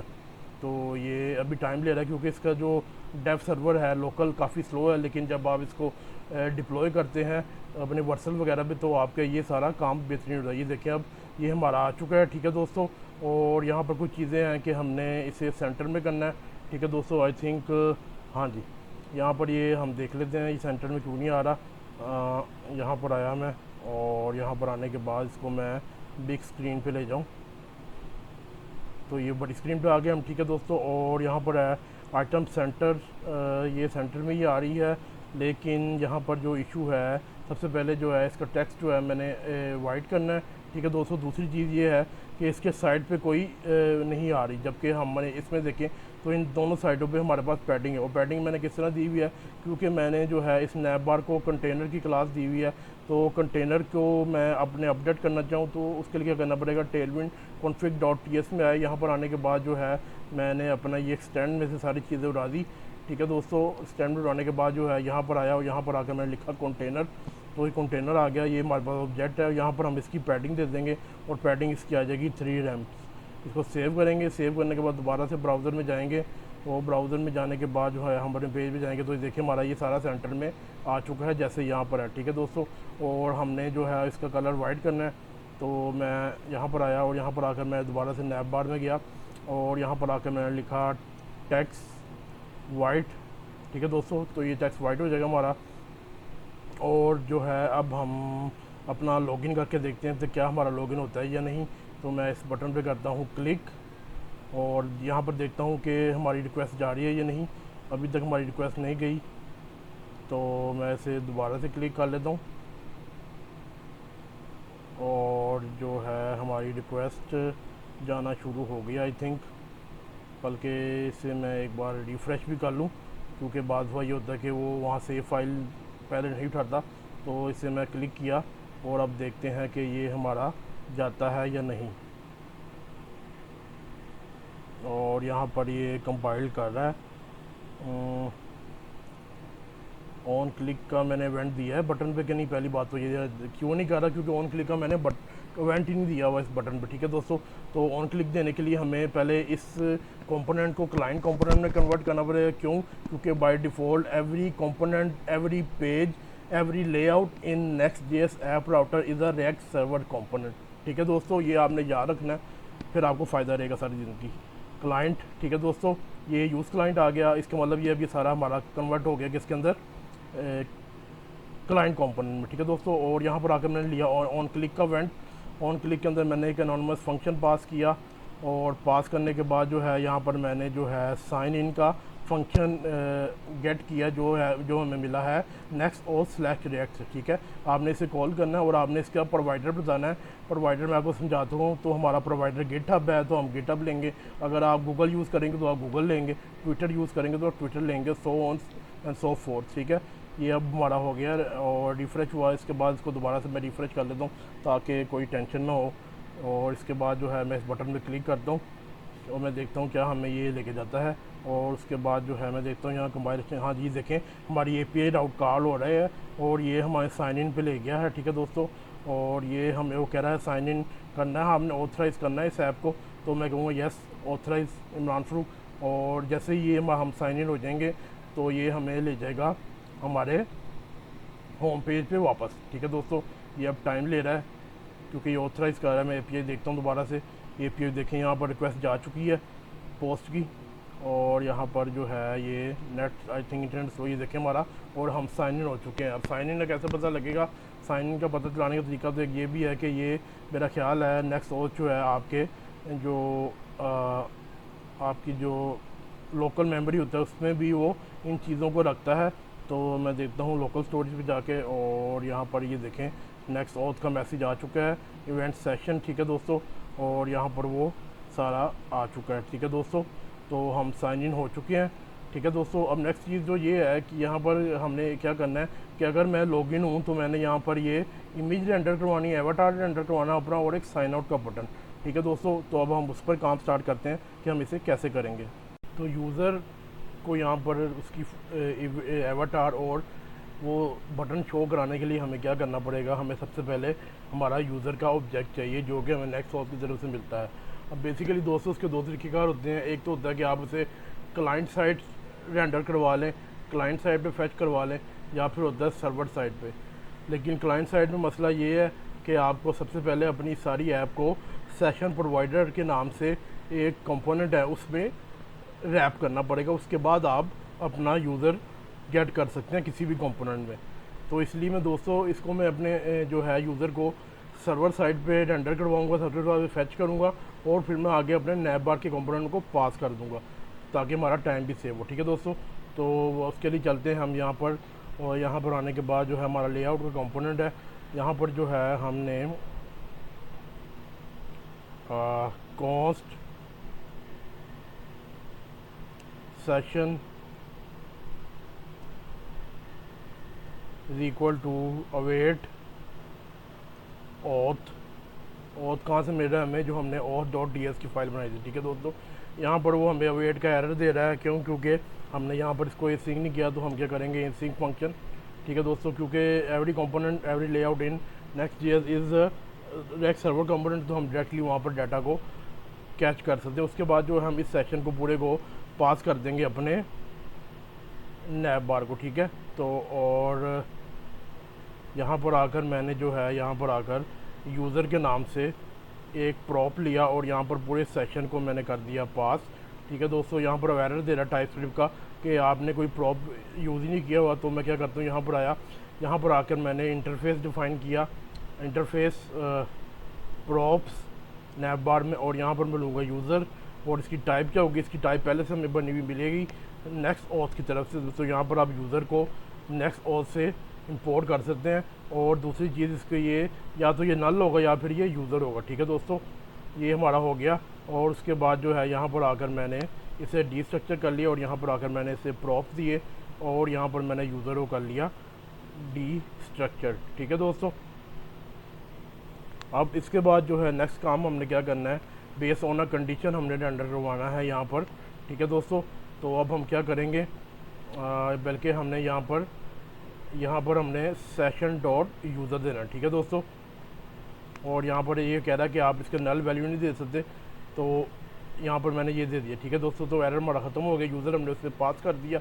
अब नेक्स्ट चीज़ जो है हमने ऑन अ कंडीशन रेंडर करवाना है। तो हम क्या करेंगे, इस डिव के अंदर जो है एक कंडीशन ले लेंगे सबसे पहले कि अगर हमारा user if there is not user, अगर हमारा यूज़र नहीं है, ठीक है दोस्तों, देन हमने क्या करना है, हमने यहाँ पर रेंडर करवाना है ये वाला बटन। ठीक है दोस्तों, और अगर हमारा यूज़र है तो देन हमने क्या रेंडर करवाना है, हमने यूज़र डॉट नेम अगर हमारे पास है। ठीक है दोस्तों, देन हमने क्या रेंडर करवाना है, हमने रेंडर करवाना है अपना एवाटार और साइन आउट का बटन। ठीक, तो यहाँ पर हम लेंगे सबसे पहले एक डिव। ठीक है दोस्तों, यहाँ पर डिव ली, डिव की भी क्लास नेम है क्योंकि हमने इसमें दो चीज़ें रखवानी है, एक हमारी इमेज, दूसरी हमने बटन लेना है। ठीक है दोस्तों, तो यहाँ फ्लैक्स देंगे, गैप इसका हो जाएगा 3 इन दोनों आइटम्स के दरमियान, और आइटम्स हो जाएगी हमारी सेंटर। ठीक है दोस्तों, और इसके अंदर हम लेंगे वही इमेज का कंपोनेंट जो हमें नेक्स्ट जेएस की तरफ से मिलता है। ठीक है दोस्तों, और यहाँ पर हमने देना है उसका सोर्स हमें क्या मिलेगा, सोर्स हमें मिलेगा यूज़र डॉट इमेज। ठीक है दोस्तों, और यहाँ पर वो कह रहा है कि आप इसकी वैल्यू नल नहीं दे सकते, तो आप क्या करेंगे, यहाँ पर इसे साइन ऑफ एक्सक्लेमेशन दे देंगे, तो ये एरर ख़त्म हो जाएगा। ठीक है दोस्तों, उसके बाद जो है ऑल्ट का टेक्स्ट देना है, एवाटार दे देते हैं हम यहाँ पर, और इसकी जो है विड्थ जो है वो है 45 पिक्सल, और हाइट जो है 45 पिक्सल, और जो है इसको हमने क्लास नेम देनी है राउंडेड फुल। ठीक है, तो राउंडेड फुल ये सारी टेलमेंट की क्लासेस हैं। ठीक है दोस्तों, तो ये देखें अब ये राउंडेड फुल हो गया। इसके नीचे हमने लेना है यहाँ पर एक बटन। ठीक है, तो हम बटन यहाँ से यही कॉपी कर लेते हैं, सिर्फ इसका कलर ही चेंज करवाना है हमने। ठीक है दोस्तों, तो मैं इसे यहाँ से कॉपी करता हूँ। कॉपी करने के बाद जो है यहाँ पर आए, यहाँ पर आकर मैंने कर दिया पेस्ट करने के बाद यहाँ पर हमें एक साइन आउट का फंक्शन मिलता है नेक्स्ट ऑथ की तरफ से, तो मैं यहाँ पर कर लेता हूँ साइन आउट, और ये फंक्शन मैंने कर लिया इम्पोर्ट। ठीक है, यहाँ पर आपने कोई वैल्यू नहीं देनी क्योंकि आपने साइन आउट करवाना है। ठीक है दोस्तों, और यहाँ पर आ गया BG रेड 500। ठीक है दोस्तों, यहाँ पर हमने 500 देना है। टैक्स इसका वाइड होगा, होवर बेस का इफेक्ट जो है वही रहेगा कि 70%, और यहाँ पर हमने इसका टैक्स करना है चेंज। ठीक है दोस्तों, तो यहाँ पर आकर मैंने इसका टैक्स कर लिया चेंज करने के बाद सेव किया, और सेव करने के बाद हम चलते हैं अपने ब्राउज़र में, और ब्राउज़र में जाकर देखते हैं क्या हमारी, इसको मैं करता हूँ रिफ़्रेश पेज को, और देखते हैं क्या हमारा रेंडर हो रहा है। ये अभी तक ये हमारा वही जा रहा है, तो लगता है साइन आउट नहीं हुआ हमारा, तो मैं साइन इन पे क्लिक करता हूँ और देखते हैं क्या हमें साइन इन करने देता है वो, और क्या हमारा यूज़र चेंज करता है यहाँ पर वो सारी चीज़ें। और ये साइन इन पे जा रहा है, और मैं देखता हूँ कि API कॉल हो रही है, API कॉल हो रही है, और यहाँ पर एक एरर आ गया। अब दोस्तों ये क्या एरर है, invalid source probe next image avatars.github-user.com is not configured under images in your next config.js। अब ये दोस्तों एरर क्या है, ये आपको जानना बड़ा ज़रूरी है। जब भी आप नेक्स्ट की कोई ऐप क्रिएट करते हैं, कोई भी नेक्स्ट की जो ऐप के आउटसाइड से जो कोई लिंक आएगा, किसी भी थर्ड पार्टी लिंक से आप कोई चीज़ फैच ले रहे होंगे एज अ इमेज प्रॉप, यानी कि इमेज के सोर्स के, तो आपने उसे बताना है अपनी नेक्स्ट जेएस को कि भाई इस लिंक से हमें इमेज उठाने दो। ठीक है दोस्तों, क्योंकि ये सेफ्टी पर्पज़ के लिए नेक्स्ट जेएस ने किया है, ताकि कोई थर्ड पार्टी स्क्रिप्ट रन करके आपकी ऐप को नुकसान ना पहुंचा सके। ठीक है दोस्तों, अब अब मैं दिखाता हूँ आपको कि आपने इसे कैसे हल करना है। यहाँ पर जो है ये वाला जो लिंक है उसने बताया हुआ है कि इस लिंक को आपने ऐड करना है अपनी नेक्स्ट कॉन्फ़िग में। तो आपने यहाँ से आना है, यहाँ पर आकर आपने जाना है नेक्स्ट config.mgs में, और यहाँ पर आकर आपने लेनी है इमेजेस ठीक है दोस्तों, यहाँ पर ये थोड़ा स्लो चल रहा है। हाँ, इमेजेस आ गई। इमेजेस के अंदर जो है आपने लेना है रिमोट पैटर्न्स। ठीक है दोस्तों, ये एक अरे है और इसके अंदर ऑब्जेक्ट पास करेंगे और यहाँ पर हमने लेना है होस्ट नेम। ठीक है दोस्तों, होस्ट नेम के अंदर हमने वो लिंक पेस्ट कर देना है। पेस्ट करने के बाद हमने सेव करना है। हमारा डेव सर्वर दोबारा से रन करेगा, रीस्टार्ट करेगा अपने आप को जब भी आप nextconfig.js को चेंज करेंगे। तो यहाँ पर रीस्टार्ट कर रहा है और देखें यहाँ लिखा हुआ आ रहा है स्टार्टिंग। ठीक है दोस्तों, रेडी हो गया है तकरीबन, सिर्फ कंपाइलेशन का इशू है। और मैं इसे करता हूँ रिफ़्रेश और ये रिफ़्रेश हो रहा है और मैं देखता हूँ कंपाइल हुआ है या नहीं। तो और ये कंपाइलेशन देखें चल रही है और कंपाइल हो गया और कंपाइल्ड हो गया। लेकिन ये देखें यहाँ पर हमारी इमेज और हमारा साइन आउट बटन दोनों आ चुके हैं। ठीक है दोस्तों, यानी कि हमारा यूज़र बिल्कुल सही तरीके से फेच कर रहा है। दूसरी चीज़ ये है कि हम अपने डाटाबेस में जाकर देखते हैं कि साइन इन करने पे हमने अपने डाटाबेस में यूज़र को सेव करवाना था। और तो मैं यहाँ पर डाटा में आता हूँ। ठीक है दोस्तों, डाटा मेरा ले रहा है और तो मैं यहाँ यूज़र में आता हूँ और ये देखें हमारा यूज़र क्रिएट हो चुका है, इमरान फ़रूक मेरा ईमेल आईडी। ठीक है, और एवटार और बाकी सारी क्रिएटेड ऐड और अपडेटेड ऐड। ठीक है दोस्तों, तो इस तरह से हमारा ये काम हो चुका है। अब नेक्स्ट काम हमने क्या करना है, हमने ये वाला फॉर्म बनाना है। ठीक है दोस्तों, और उसके साथ मैं आपको एक बड़ी मज़ेदार चीज़ सिखाने लगा हूँ जो है यूज़ एक्शन स्टेट, जो कि एक बिल्कुल नई हुक आई है रिएक्ट 19 में, जो कि by the end of this year stable हो जाएगी। ठीक है दोस्तों, और ये मेरी फेवरेट हुक है। तो हम इस पर देखते हैं कि हम इस पर कैसे काम करते हैं और फॉर्म के साथ से कैसे इंटीग्रेट कर सकते हैं। ठीक है दोस्तों, तो दोस्तों ये फॉर्म बनाने के लिए हम चलते हैं अपने कोड एडिटर में। कोड एडिटर में आने के बाद हमने कंपोनेंट्स के फोल्डर में जाना है, वहाँ जाके हमने नया कंपोनेंट क्रिएट करना है। यहाँ पर हम लिख देते हैं इसका नाम ट्वीट फॉर्म, या खाली फॉर्म भी आप लिख सकते हैं। ठीक है जी, TSX। और उसके बाद मैंने RAFC करके अपना जो है ये कंपोनेंट तैयार किया। और उसके बाद जो है सबसे पहले जो है हम लोगों ने यहाँ पर लेनी है एक फॉर्म का टैग। ठीक है दोस्तों, और ये एक्शन है, एक्शन बाद में हम बनाएंगे और मैं बताऊंगा एक्शन क्या होता है। ठीक है दोस्तों, और उसके बाद इसकी कुछ क्लास नेम्स हैं। ठीक है, मैक्स विथ जो है इसकी हमारे पास हो जाएगी MD। ठीक है दोस्तों, उसके बाद जो है MX ऑटो, यानी कि मार्जिन लेफ़्ट राइट ऑटो। और उसके बाद जो है हमारे पास मार्जिन टॉप 20 और पैडिंग ऑल साइड से 6। ठीक है दोस्तों, इसके बाद इसके अंदर हमारे पास एक डिव आएगी। ठीक है, और डिव की क्लास नेम है हमारे पास MB4, यानी कि मार्जिन बॉटम 4। ठीक है दोस्तों, इसके अंदर सबसे पहले हमारे पास आएगा लेबल, तो मैं यहाँ पर ले लेता हूँ लेबल। ठीक है दोस्तों, HTML4 ये ट्वीट के लिए होगा। और इसकी कुछ क्लासेस हैं, क्लास नेम ब्लॉक यानी कि डिस्प्ले ब्लॉक, टेक्स्ट ग्रे 700। ठीक है दोस्तों, फ़ॉन्ट इसका हो जाएगा बोल्ड और मार्जिन बॉटम 2। ठीक है दोस्तों, और उसके बाद जो है हमारे पास इसके अंदर आ जाएगा ट्वीट और ये साइन। ठीक है दोस्तों, लेबल के बाद हमारे पास आएगा टेक्स्ट एरिया, तो हम यहाँ पर लेते हैं टेक्स्ट एरिया। ठीक है दोस्तों, इसका नेम आपने लाजमी देना है। नेम क्यों देना है, ये हमारे एक्शन में काम आएगा जब हमें इसका डाटा चाहिए होगा। ठीक है दोस्तों, तो मैं यहाँ देता हूँ नाम इसका ट्वीट। ठीक है, ID भी देना है इसका, क्योंकि ये इस लेवल के लिए है। ठीक है दोस्तों, क्योंकि हमने इसका HTML4 ऊपर दिया ट्वीट, तो इसका ID क्या हो जाएगा, ऑटोमेटिकली ट्वीट देना हमने। ठीक है दोस्तों, और उसके बाद जो है हमने इसकी क्लास नेम देनी है। इसकी क्लास नेम में सबसे पहले आ जाएगा हमारे पास शेडो, उसके बाद आ जाएगा पेरेंट्स नन, और उसके बाद आ जाएगा बॉर्डर। ठीक है, और उसके बाद आ जाएगा राउंडेड, और विड्थ इसकी फुल होगी हमारे पास।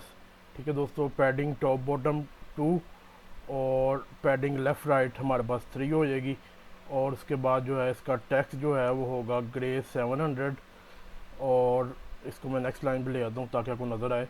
और उसके बाद जो है लीडिंग जो है इसकी यानी कि टाइट हो जाएगी। लीडिंग क्या होती है बेसिकली, इस पर आप होवर करेंगे पता चल जाएगा लाइन हाइट 1.25।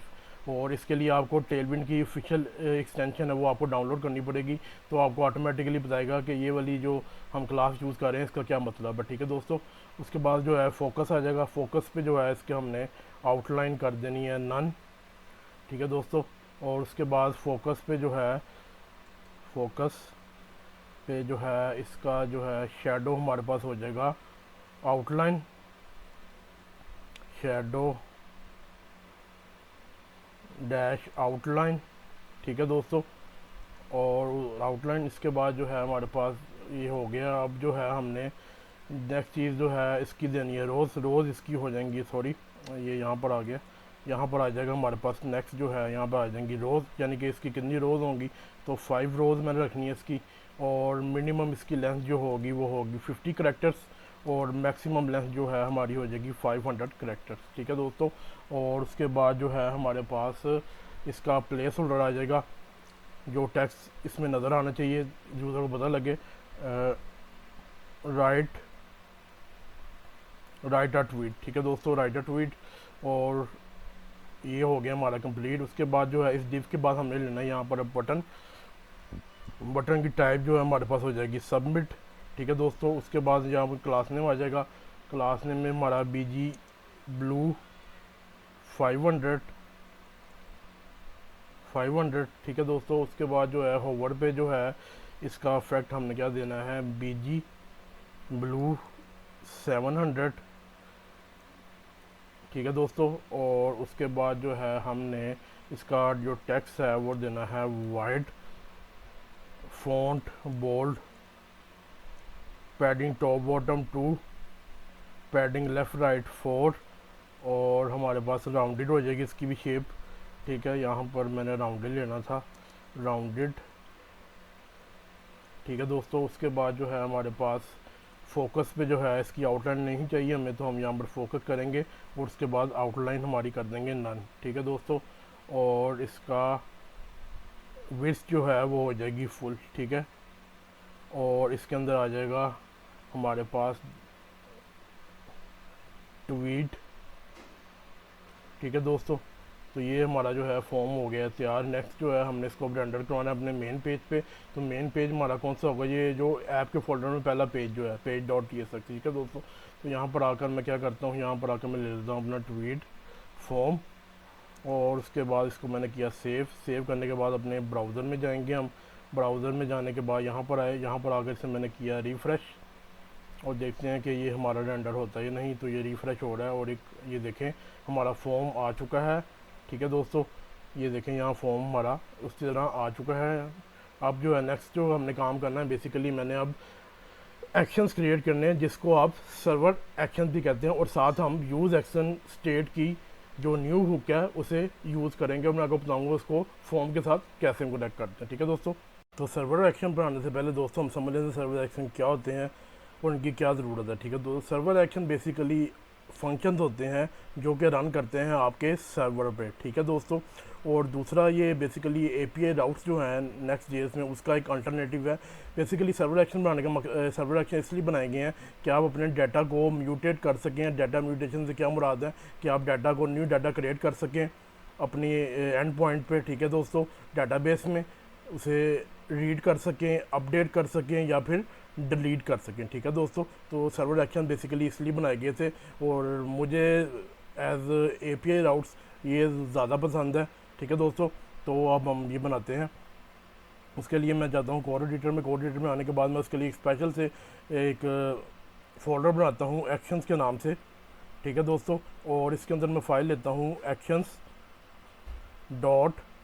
ठीक है दोस्तों। सबसे पहले आपने यहाँ पर डायरेक्टिव यूज़ करना है यूज़ सर्वर का, जिससे मुराद ये कि भाई ये सारा जो चीज़ है ये सर्वर पर रन करेगी, ठीक है दोस्तों। और उसके बाद जो है हमने यहाँ पर लिया एक्सपोर्ट कॉस्ट क्रिएट ट्वीट, ठीक है दोस्तों।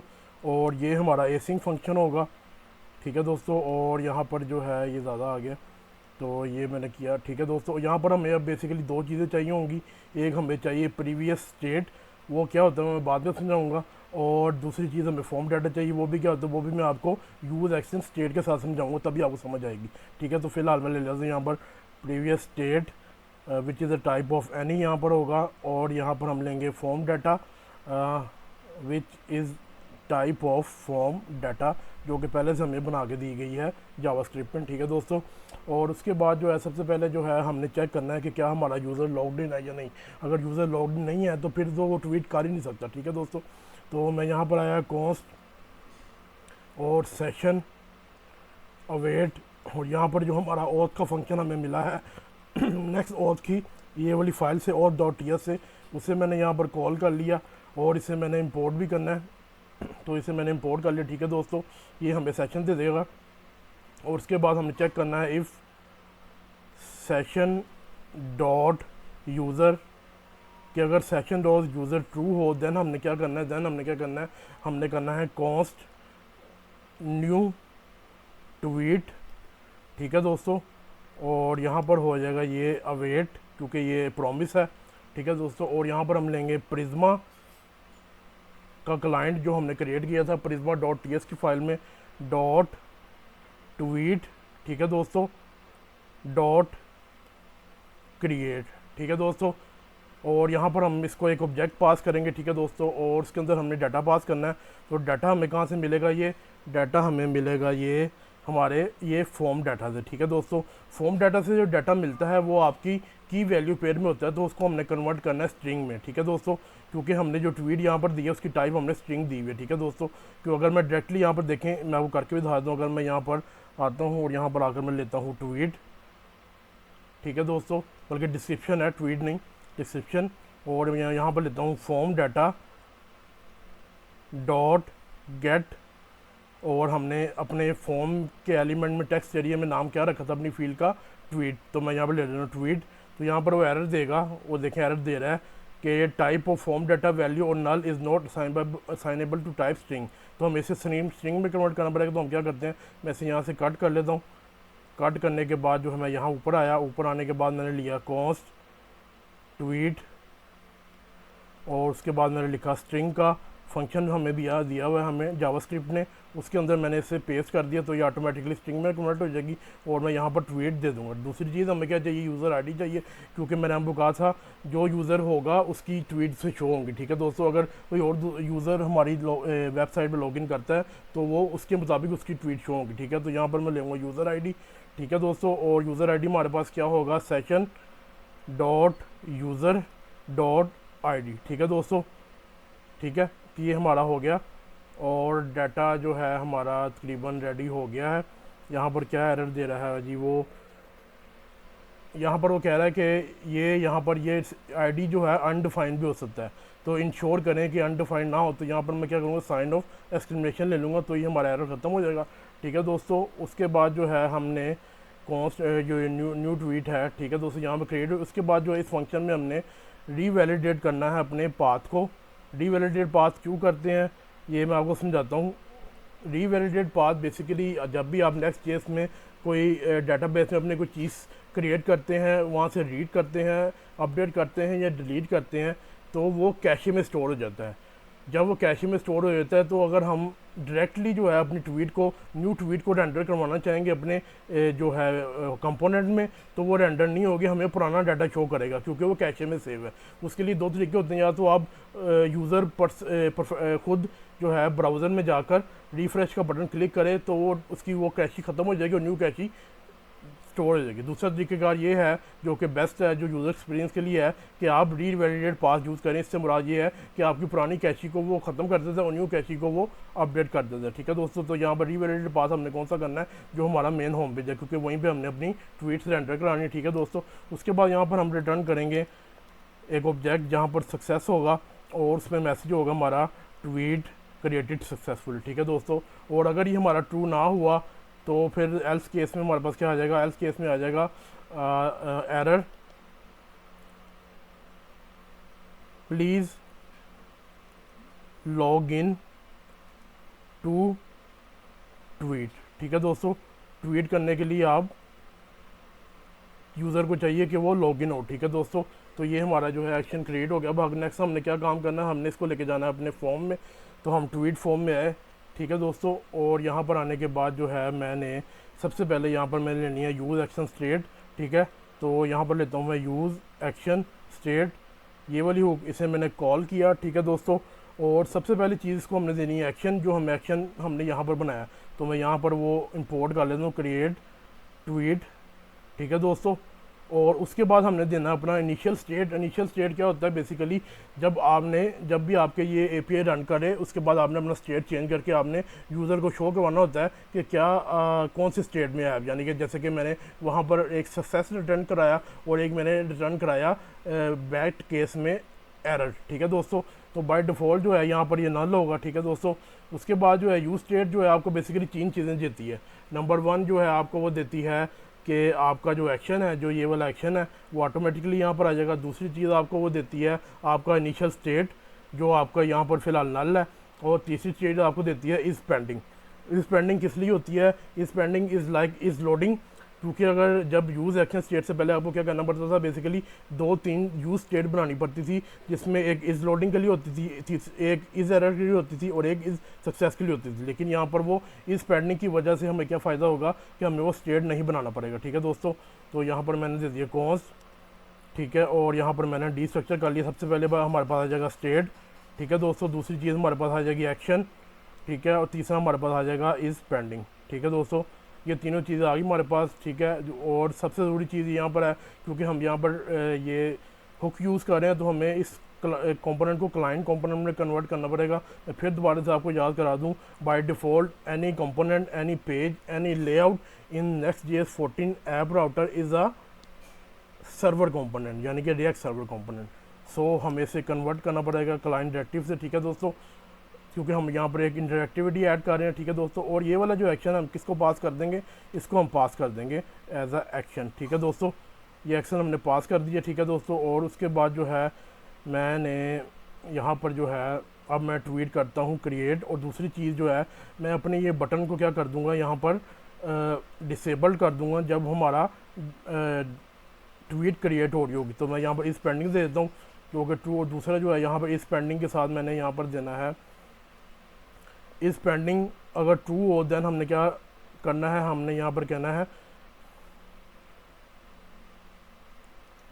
ट्वीट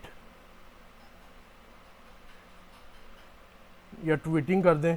ठीक है, और उसके बाद आप ये 3 यहाँ पर, यानी कि मतलब यहाँ पर लोडिंग ले रहा है। और अगर हमारा ना हो इस पेंडिंग तो हमारा यहाँ पर ट्वीट ही लिखा हुआ है। ठीक है दोस्तों, इसे सेव किया। सेव करने के बाद जो है हमने क्या करना है, अपने ब्राउज़र में जाना है। और ब्राउज़र में जाने के बाद जो है यहाँ पर जो आकर मैं लिखता हूँ कोई ट्वीट, जैसे कि मैं ये ट्वीट यहाँ से कॉपी कर लेता हूँ। ठीक है दोस्तों, और कॉपी करने के बाद जो है मैं इसे कर देता हूँ यहाँ पर पेस्ट करने के बाद यहाँ पर देखें, अब मैंने यहाँ पर वो भी यूज़ नहीं किया। क्या यूज़ नहीं किया मैंने यहाँ पर e.prevent default, जो कि आपके फॉर्म को सबमिट होने से रोकता है, जो उसका जो जावास्क्रिप्ट का बिहेवियर है। ठीक है दोस्तों, लेकिन यूज़ एक्शन स्टेट और एक्शन यूज़ करने पे आपको क्या फ़ायदा होता है कि आपको वो सारा काम भी नहीं करना पड़ता। और यहाँ पर आप एक चीज़ देखेंगे कि ये हमारा जो जैसे ही हमारा ये क्रिएट हो जाएगा तो ये हमारी जो इनपुट है ये ऑटोमेटिकली एम्प्टी हो जाएगी। ठीक है दोस्तों, जबकि आपको पहले स्टेट के साथ या यूज़ रेफ हुक के साथ एम्प्टी करनी पड़ती थी। ठीक है दोस्तों, और मैं इसे यहाँ पर करता हूँ और ये मैं कर रहा हूँ। ठीक है दोस्तों, और ये यहाँ पर हो गया। और यहाँ पर जाकर हम देखते हैं क्या हमारी ट्वीट बनी है या नहीं।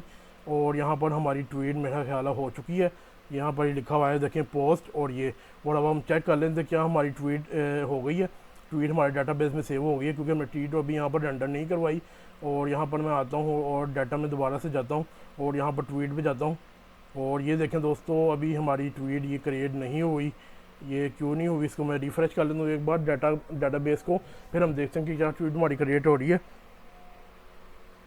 और यहाँ पर जो है डाटा हमारा आ रहा है और ट्वीट का टेबल अभी भी एम्प्टी है। तो हम चेक कर लेते हैं क्यों नहीं क्रिएट हुई। क्रिएट आई थिंक इसलिए नहीं हुई कि यूज़र लॉग्ड इन नहीं है। तो हम क्या करते हैं, हम जो है अपने फॉर्म के अंदर जो है नीचे जो है यहाँ पर इस बटन के नीचे शो करवा देते हैं कि कोई एरर तो नहीं आ रहा। If state dot success.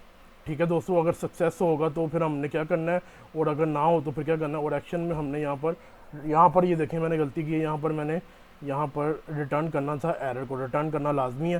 ठीक है दोस्तों, तो यहाँ पर आकर मैं एरर को रिटर्न कर दूँ ताकि हमारे दोनों स्टेट आ जाएँ वो। और यहाँ पर वो क्या एरर दे रहा है जी, यहाँ पर एरर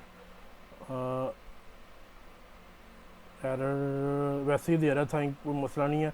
तो यहाँ पर मैं यहाँ पर लेता हूँ कि भाई अगर हमारा जो स्टेट है वो एरर में हो देन हमने क्या करना है, हम यहाँ पर रेंडर करवाएंगे एरर का मैसेज। ठीक है दोस्तों, तो यहाँ पर मैं करता हूँ एक पी का टैग ले लेता हूँ, पैराग्राफ का टैग, और यहाँ पर मैं अपनी वो रेंडर करूँ ताकि हमें यूज़र को पता लगे कि हम क्या करें। बाद में मैं आपको इसमें रिएक्ट हॉटोस भी इंप्लीमेंट करके दिखाऊंगा कि हम उससे कैसे इंप्लीमेंट करते हैं ताकि यूज़र को पता लगे। और यहाँ पर आकर मैं करता हूँ स्टेट डॉट एरर। ठीक है दोस्तों, और इसका मैं टेक्स्ट कर दूँ यहाँ पर रेड। ठीक है दोस्तों, टेक्स्ट सॉरी क्लास नेम देनी पड़ेगी, क्लास नेम टेक्स्ट रेड 500 या 600 कर दें। ठीक है दोस्तों, आपकी मर्जी। ठीक है दोस्तों, और इसका जो है फ़ॉन्ट मैं कर देता हूँ बोल्ड फ़िलहाल, और ये फ़ॉन्ट बोल्ड हो गया। सेव किया, सेव करने के बाद दोबारा से यहाँ पर आए, और यहाँ पर आने के बाद यहाँ पर कोई सिंटैक्स एरर आ रहा है हमारे यहाँ पर। ये क्यों एरर आ रहा है जी, ये एल्स आ गया हमारा, और यहाँ पर मैंने ये दिया हुआ है, इस वजह से एरर आ रहा है। ठीक है दोस्तों, इसे सेव किया, सेव करने के बाद दोबारा से यहाँ पर आए, और यहाँ पर आने के बाद जो मैं अपने ब्राउज़र में गया, ब्राउज़र में जाने के बाद दोबारा से मैंने ट्वीट यहाँ पर मैं कॉपी कर लूँ, ये कॉपी की, कॉपी करने के बाद यहाँ पर आकर मैंने की पेस्ट, पेस्ट करने पे इसे मैंने ये, और ये देखें please log in to tweet हमारा, यानी कि यूज़र सही काम कर रहा है, राउट हमारा जो एक्शन है बिल्कुल सही काम कर रहे हैं, वो कह रहे हैं please log in to tweet. ठीक है दोस्तों, तो मैं यहाँ पर साइन इन करता हूँ, पहले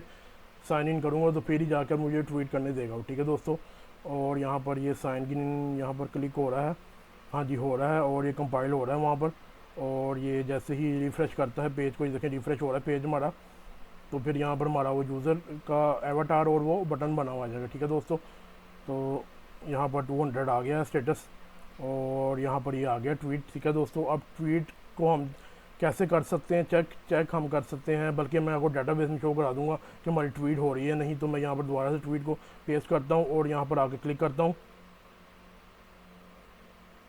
और ये देखें हमारी ट्वीट क्रिएट हो गई, यहाँ पर कोई एरर नहीं आया, और हमारी इनपुट भी एम्प्टी हो गई। और उसके बाद मैं यहाँ पर आता हूँ, और यहाँ पर आने के बाद ये देखें हमारी ट्वीट क्रिएट हो चुकी है, डिस्क्रिप्शन आईडी सब कुछ आ चुका है दोस्तों।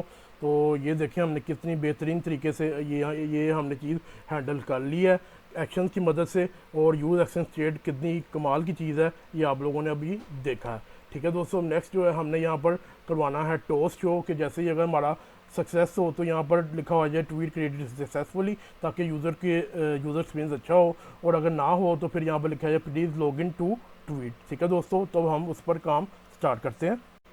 आगे जाने से पहले रिएक्ट हॉटोस को इम्प्लीमेंट करने से पहले मैंने आपसे एक चीज़ का वादा किया था कि मैं आपको बताऊंगा कि वो क्या है और क्यों हो रही है, यानी कि जो हमने प्रीवियस स्टेट और फॉर्म डाटा यूज़ किया है वो क्या है। ठीक है दोस्तों, उसके लिए आपको जाना पड़ेगा, दोबारा से हम अपने आते हैं इधर, और यहाँ पर आकर मैं इसे जो है अपने यहाँ पर मैं लिखता हूँ कौंसल लॉग प्रीवियस स्टेट। ठीक है दोस्तों, और यहाँ पर इसके साथ मैं इसको बता देता हूँ कि ये प्रीवियस स्टेट है। ठीक है दोस्तों, और उसके बाद जो है मैं यहाँ पर देता हूँ फॉर्म डाटा, और कौंसल लॉग फॉर्म डाटा, और यहाँ पर मैं लिख देता हूँ फॉर्म डाटा। ठीक है दोस्तों, अब जो है मैं अपनी इसको यहाँ पर आकर मैं दोबारा से इसे ट्वीट करने की कोशिश करता हूँ, एक दूसरी ट्वीट उठा लेते हैं नेक्स्ट जीएस इज़ ऑसम, और यहाँ पर आकर मैं इसे करता हूँ और इसे मैं कर लेता हूँ ट्वीट। तो यहाँ पर पहले कह रहा है मिनिमम 50 करैक्टर होने चाहिए, तो मैं इसे यहाँ पर कर लेता हूँ जी दोबारा से, और फिर करता हूँ ट्वीट हमारी जा रही है, और ये ट्वीट हो गई। ठीक है दोस्तों, उसके बाद मैं आता हूँ यहाँ पर अपने, और यहाँ पर आने के बाद जो है ये देखें हमारा फॉर्म डाटा बेसिकली क्या है, ये फॉर्म डाटा देखें, यहाँ नाम इसका ट्वीट है और इसकी वैल्यू क्या है, ये जो मैंने यहाँ पर 3 दफ़ा hello friend next is awesome दिया है। ठीक है दोस्तों, और दूसरी चीज़ क्या है जी, हमारे पास जो हमारे पास स्टेट है, प्रीवियस स्टेट हमारे पास क्या आ रहा है, एम्प्टी आ रहा है। ठीक है दोस्तों, ये स्टेट वो कहाँ से उठा रहा है, बेसिकली जो स्टेट मैंने यहाँ पर हमारे फॉर्म डाटा के फॉर्म जो है हमारा ट्वीट फॉर्म, यहाँ पर जो मैंने ये स्टेट वाला ये लिया है। ठीक है दोस्तों, क्योंकि देखिए ऑटोमेटिकली यहाँ पर सक्सेस आ रहा है और एरर आ रहा है, और वो कहाँ से उठा रहा है, बेसिकली यहाँ से उठा रहा है। अगर हम प्रीवियस स्टेट नहीं देंगे तो वो ये वैल्यू नहीं उठाएगा एक सक्सेस की और इसकी जो है आपके एरर की। ठीक है दोस्तों, तो ये था कि मैंने आपको बताना था कि फॉर्म डाटा क्या है, और फॉर्म डाटा से वैल्यू लेने के लिए मैंने क्या किया, यहाँ पर मैंने किया फॉर्म डाटा डॉट गेट, इसमें मेथड है, और क्या दिया एज अ वेरिएबल ट्वीट दिया, क्योंकि उसका नाम क्या था, हमारे इनपुट का ट्वीट था। ठीक है दोस्तों, तो ये समझाना आपके लिए ज़रूरी था। तो अब हम इम्प्लीमेंट करते हैं अपना रिएक्ट हॉटोस को। तो दोस्तों रिएक्ट हॉटोस को यूज़ करने के लिए सबसे पहले आपको इंस्टॉल करना पड़ेगा, तो आपने अपने टर्मिनल में आकर लिखना है npm install रिएक्ट होटोस, आगे लिखना है डैश एफ क्यों लिख रहा हूँ, क्योंकि ये हम नेक्स्ट JS 15 यूज़ कर रहे हैं और ये अभी फुली कंपेटेबल नहीं है रिएक्ट होटोस के साथ। ठीक है दोस्तों, तो आपने यहाँ पर एंटर कर देना है तो आपका वो इंस्टॉल करना शुरू कर देगा। ठीक है दोस्तों, मेरा इंस्टॉल हो चुका, ये इंस्टॉल हो गया। उसके बाद इंस्टॉल करने के बाद जो है सबसे पहले आपने आना है लेआउट में आने के बाद ये चिल्ड्रन के नीचे आकर आपने टोस्ट नाम का एक कंपोनेंट मिलेगा टोस्टर, जो आपने यहाँ पर रेंडर करवा देना। ये बेसिकली प्रोवाइडर होता है, ये इसका मकसद ये होता है कि आप इसके बाद टोस्ट को हर जगह से एक्सेस कर सकते हैं अपनी पूरी ऐप में। ठीक है दोस्तों, उसके बाद आपने जाना है tweet.form में। यहाँ पर आकर आपने अब कैसे यूज़ करेंगे, आपको इसके लिए यूज़ इफेक्ट को यूज़ करना पड़ेगा। विदाउट यूज़ इफेक्ट इसे यूज़ करना पॉसिबल नहीं होगा। ठीक है दोस्तों, तो हम यहाँ पर लेते हैं यूज़ इफेक्ट, और यूज़ इफेक्ट को मैं पहले कर लूँ इंपोर्ट। ये इंपोर्ट हो गई, और फिर मैं यहाँ पर इससे मैं सारे को हटा दूँ। हटाने के बाद जो है मैं यहाँ पर आया, और यहाँ पर आने के बाद सबसे पहले लिखना मैंने इफ़ स्टेट डॉट सक्सेस, कि अगर स्टेट डॉट सक्सेस ट्रू हो देन हमने क्या रेंडर करवाना है, हमने कराना है टोस्ट डॉट सक्सेस का मैसेज, और उसके अंदर हमने कौन सा मैसेज शो कराना है, स्टेट डॉट सक्सेस का। ठीक है दोस्तों, एल्स के केस में क्या होगा, एल्स में होगा हमारे पास क्या, टोस्ट डॉट एरर इसके अंदर स्टेट डॉट एरर। यहाँ पर एरर दे रहा है कि इसकी टाइप स्ट्रिंग होनी चाहिए, लेकिन इसकी टाइप स्ट्रिंग और अनडिफाइन है। इसको क्लियर करने के लिए क्या करेंगे, यहाँ पर आप साइन ऑफ एक्सक्लेमेशन ले लेंगे और यहाँ पर भी आप दे देंगे ये। ठीक है दोस्तों, इसके मुराद ये है कि भाई हमने सीखा है, हमने इंश्योर किया है कि ये अनडिफाइन नहीं होगा, इसमें यहाँ पर कोई ना कोई वैल्यू होगी। ठीक है दोस्तों, इसको सेव किया। सेव करने के बाद जो है हमने यहाँ पर इसकी डिपेंडेंसीज अरे में देना है स्टेट डॉट सक्सेस या फिर स्टेट डॉट एरर। अब ये यहाँ पर क्यों दे रहा हूँ, क्योंकि अगर जब भी हमारा ये अगर स्टेट डॉट सक्सेस की वैल्यू चेंज होगी तो हमारा दोबारा से यूज़ फैक्ट का फंक्शन रन करेगा, और अगर स्टेट डॉट एरर की चेंज होगी तो फिर भी हमारा ये दोबारा से रन करेगा। ठीक है दोस्तों, इसको सेव किया। सेव करने के बाद जो है हम आते हैं अपने ब्राउज़र में। ब्राउज़र में आने के बाद जो है हमारे पास यहाँ पर हम कोई ना कोई ट्वीट ले लेते हैं, यहाँ से ट्वीट इसी को कॉपी कर लेते हैं क्योंकि टाइम लगेगा, और यहाँ पर आकर पेस्ट किया। थोड़ा सा इसे मैं डिलीट कर देता हूँ। ठीक है दोस्तों, और से मैं यहाँ ट्वीट पे क्लिक करता हूँ।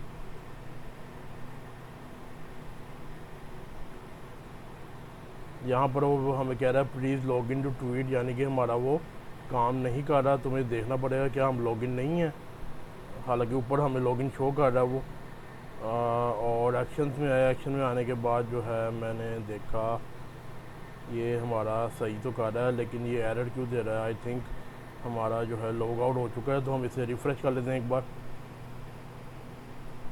देखें लॉग आउट हो गया, इस वजह से हमें करने नहीं दे रहा। ठीक है, मैं दोबारा से करके दिखा दूँ। अगर मैं ये ट्वीट करने की कोशिश करूँगा तो यहाँ पर हमें एरर आ जाएगा।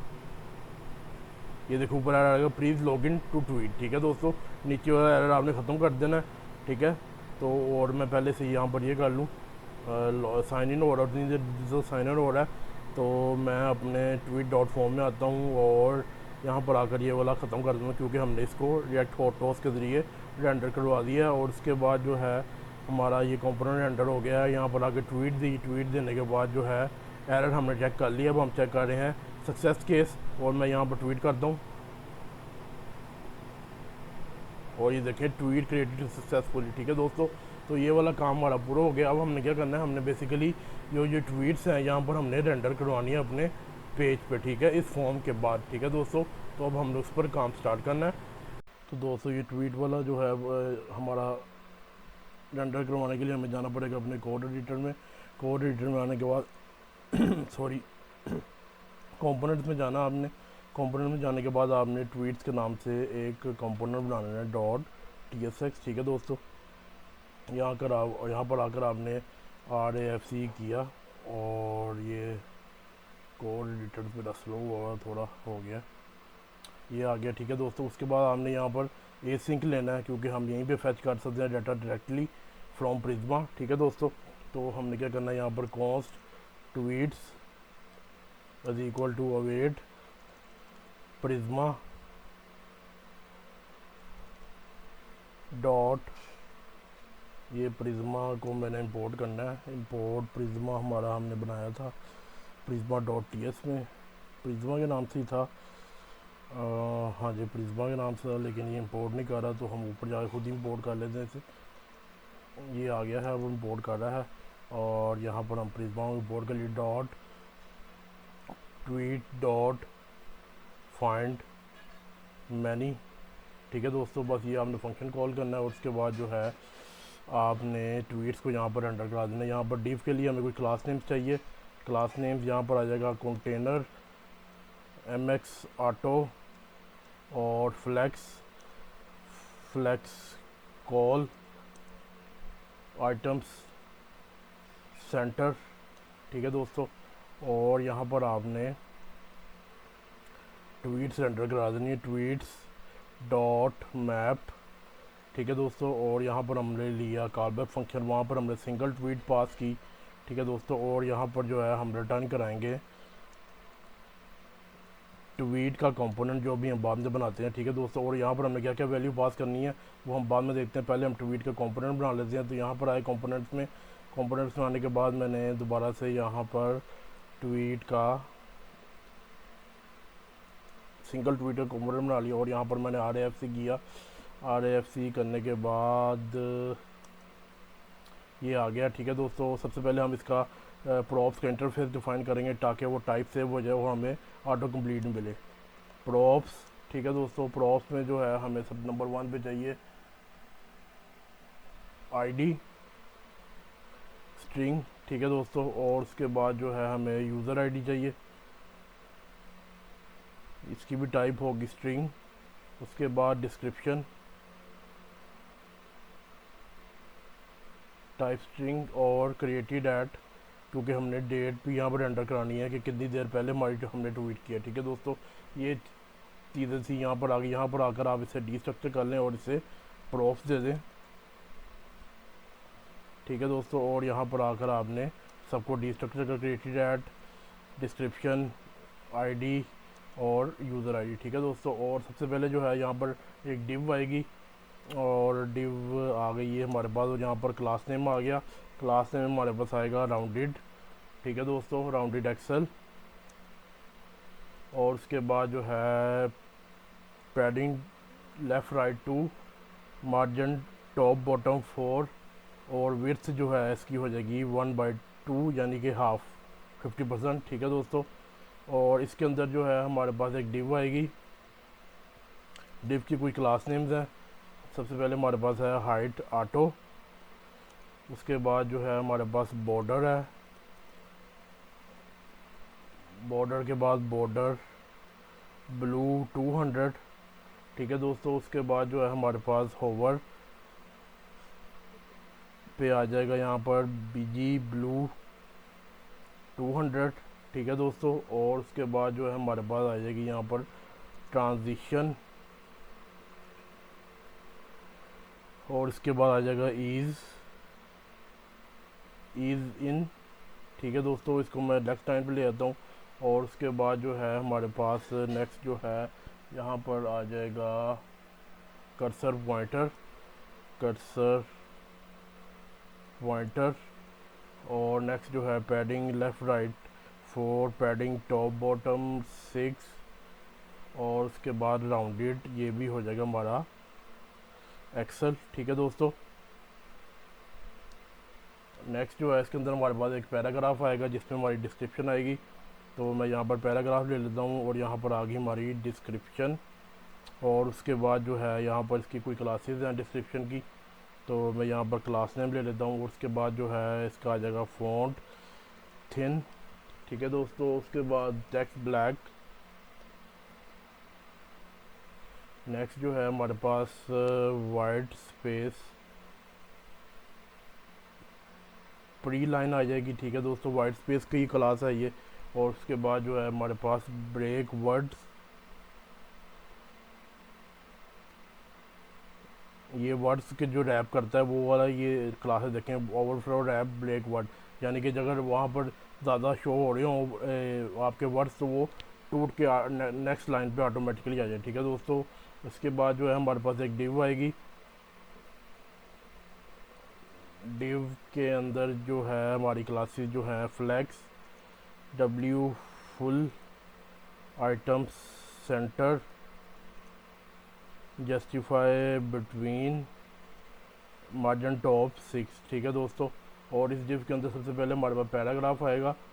तो मैं यहाँ पर आगे ले लेता हूँ पैराग्राफ। पैराग्राफ के कुछ क्लास नेम्स हैं, तो मैं पहले क्लास नेम दे दूँ, फ़ॉन्ट, मैग्नेट, बल्कि ये फ़ॉन्ट रहने दें, ये क्लास नहीं करेगी, इसके लिए आपको एक्स्ट्रा चीज़ें करनी पड़ती हैं download. Text LG, flex, items, center. ठीक है दोस्तों, और इसके अंदर पी के अंदर हमारे पास आएगी इमेज, और इमेज जो है हम यहाँ पर वही इमेज ले लेंगे जैसे कि हमारे पास इमेज का टैग है। यहाँ पर आएगा सोर्स, और सोर्स में जो है हमारे पास आ जाएगी सबसे पहले यहाँ पर हमें यूज़र को गेट करना पड़ेगा ताकि हम इमेज शो करा के। तो हम क्या करेंगे, const session is equal to await auth, और ये आ गया। और यहाँ पर हमें इसको एसिंग करना पड़ेगा क्योंकि by default every component in नेक्स्ट.js is a react server component. ठीक है, तो हमने डायरेक्टली यहाँ पर फेच कर लिया डाटा को, और यहाँ पर आ जाएगा session dot user dot image. ठीक है दोस्तों, यहाँ पर एरर दे रहा है कि ये अनडिफाइंड नहीं होना चाहिए, तो मैं यहाँ पर ये कर देता हूँ, और ये अनडिफाइंड ख़त्म हो गया। दूसरा चीज़ ये है जी, क्या कह रहा है जी, सबसे पहले जो है हमने इसको इंपोर्ट नहीं किया हुआ अभी तक, तो ये इंपोर्ट होगी। उसके बाद जो है हमने यहाँ पर इसकी विड्थ देनी है। ठीक है दोस्तों, विड्थ जो है इसकी हो जाएगी 20 पिक्सल, हाइट भी इसकी हो जाएगी 20 पिक्सल। ठीक है दोस्तों, और उसके बाद जो है कुछ क्लास नेम है यहाँ पर देते हैं हम, ऑब्जेक्ट कवर। ठीक है दोस्तों, उसके बाद जो है हमें यहाँ पर मार्जिन राइट 3 देना है। ठीक है, और बाकी आई थिंक ये ठीक है। और इमेज के नीचे जो है हमने यहाँ पर जो है सबसे पहले आल टेक्स्ट देना है। ये आल टेक्स्ट नहीं दिया हुआ, इस वजह से एरर दे रहा है वो, तो एवाटार कर देता हूँ मैं यहाँ पर। ठीक है, एवाटार, और उसके बाद जो है यहाँ पर मैंने लेना है session dot user dot name. ठीक है दोस्तों, और इस पैराग्राफ के बाद जो है हमने एक और पैराग्राफ लेना है। यहाँ पर आ जाएगा पी, और इसमें आ जाएगी हमारे पास क्लास नेम्स आ जाएंगी कुछ क्लास नेम में क्या हमारे पास टेक्स्ट SM, और फ़ॉन्ट लाइट, सेल्फ, सेंटर। ठीक है दोस्तों, और यहाँ पर हमारे पास हमने एक फंक्शन लेना है, और वो फंक्शन हमें कहाँ से मिलेगा, डेट FNS से। तो हमें पहले इंस्टॉल करना पड़ेगा npm इंस्टॉल डेट FNS। ठीक है, ये आपने लाइब्रेरी कर लेनी है। जैसे ये लाइब्रेरी होती है उसके बाद यहाँ पर हमने ये यहाँ पर फॉर्मेट डिस्टेंस का एक फ़ंक्शन लेना है जो हमें मिलेगा इस लाइब्रेरी से। यहाँ पर एरर दे रहा है, क्यों दे रहा है, क्योंकि हम नेक्स्ट 15 यूज़ कर रहे हैं तो ऑटोमेटिकली नहीं कर रहे। यहाँ पर आप क्या करेंगे, डैश फोर्स लगा देंगे ताकि वो इसे लाजमी करे डाउनलोड। ठीक है दोस्तों, फॉर्मेट डिस्टेंस यहाँ पर आ जाएगी हमारे पास न्यू डेट। ठीक है दोस्तों, और यहाँ पर आ जाएगा हमारे पास क्रिएटेड डेट। ठीक है, और दूसरी यहाँ पर आ जाएगी हमारे पास न्यू डेट जो कि हमारी अब की डेट होगी। ठीक है दोस्तों, और यहाँ पर जैसे ही इंस्टॉल होगा तो मैं इसे कर लूँगा। तो हम यहाँ पर आते हैं, यहाँ पर आकर अपने ट्वीट को कर लेते हैं इंपोर्ट करने के बाद जो है हमने इसको वैल्यूज़ देनी है, जैसे कि क्रिएटेड एट। तो यहाँ पर आ जाएगा हमारे पास ट्वीट डॉट क्रिएटेड एट। यहाँ पर ये मेरा शो नहीं कर रहा, आई डोंट नो क्यों नहीं शो कर रहा ये। हालांकि ये ऑटोमेटिकली आना चाहिए, लेकिन ये अब आया, देखें जैसे कि क्रिएटेड एट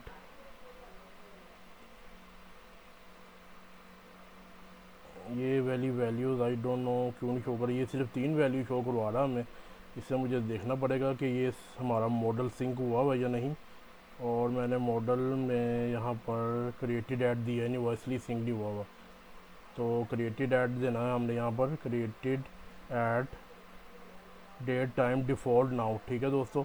और इसके बाद दोबारा से मुझे इसको करना पड़ेगा पुश अपने डाटाबेस में। तो npx प्रिज्मा db पुश, तो मैं इसे पुश कर देता हूँ, ठीक है दोस्तों। उतनी देर में लगता है हमारा वो हो गया डाउनलोड। तो मैं इसे यहाँ पर कर लूँ इंपोर्ट डेट fns से, ये आ गया डेट fns से, ठीक है दोस्तों। तो ये हमारा एरर हो जाएगा ख़त्म, और ये db हमारा पुश होगा। तो उसके बाद हम उसे वहाँ पर वैल्यूज़ को दोबारा से कैच कर सकते हैं। तो हमारा डाटाबेस जो है वो पुश हो चुका है, डाटाबेस में सारी एंट्रीज़ जो हमारा स्कीमा है। तो मैं इसे अनकमेंट करता हूँ, अनकमेंट करने के बाद यहाँ पर मैं क्रिएटेड ऐड यूज़ कर सकता हूँ, ट्वीट डॉट क्रिएटेड ऐड, ठीक है दोस्तों। उसके बाद हमें क्या चाहिए, नेक्स्ट चीज़ डिस्क्रिप्शन चाहिए, created at type date is no family type string, okay जी। यहाँ पर हमें जो है यहाँ पर डेट चाहिए, टाइप इसकी डेट होगी। और उसके बाद यहाँ पर जो है हमारा ख़त्म हो जाएगा। उसके बाद हमें डिस्क्रिप्शन चाहिए, ये ऑटोमेटिक शो करी जाएगा। यहाँ पर हम लेंगे ट्वीट डॉट डिस्क्रिप्शन, ठीक है। और हमें क्या चाहिए यहाँ पर बता देगा वो, हमें एक आईडी चाहिए। आईडी जो है हमारा हो जाएगा ट्वीट डॉट आईडी। और हमें यहाँ पर यूज़र आईडी चाहिए, मैं इसको नेक्स्ट लाइन पे ले आता हूँ। यहाँ पर आईडी आ गया, और उसके बाद जो है हमें चाहिए यूज़र आईडी। और यूज़र आईडी जो है हमारा, यूज़र आईडी हो जाएगा tweet dot user ID, tweet dot user ID, ठीक है दोस्तों। सारी रिक्वायरमेंट पूरी हो गई, ठीक है दोस्तों। और इसके बाद जो है हमने अब इसे रेंडर करवाना है, मैं ट्वीट को भी सेव कर लूँ। इसके बाद जो हमने इसको रेंडर करवाना है अपने होम पेज पे।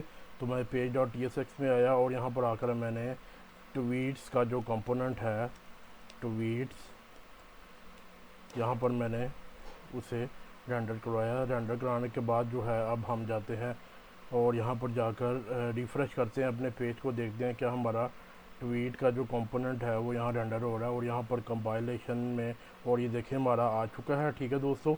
और यहाँ पर इमेज हमारी थोड़ी छोटी आ रही, जबकि यहाँ पर काफ़ी गोल सी और ज़बरदस्त सी आ रही। तो मैं क्या करूँगा, यहाँ पर आकर मैं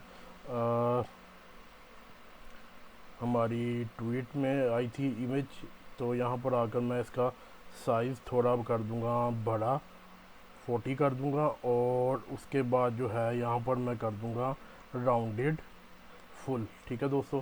सेव किया, सेव करने के बाद दोबारा से हम आए ब्राउज़र में, और ये देखिए हमारी आ चुकी है। और ये बता भी रहा है कि ट्वीट मैंने 4 मिनट्स पहले को की थी। और अगर मैं कोई नई ट्वीट करूँ, जैसे कि मैं इसी को थोड़ा सा कॉपी कर लेता हूँ, और यहाँ से मैं इसको डालने के बाद थोड़ा सा इसको मैं डिलीट कर देता हूँ, थोड़ा सा डिलीट कर देते हैं इसका,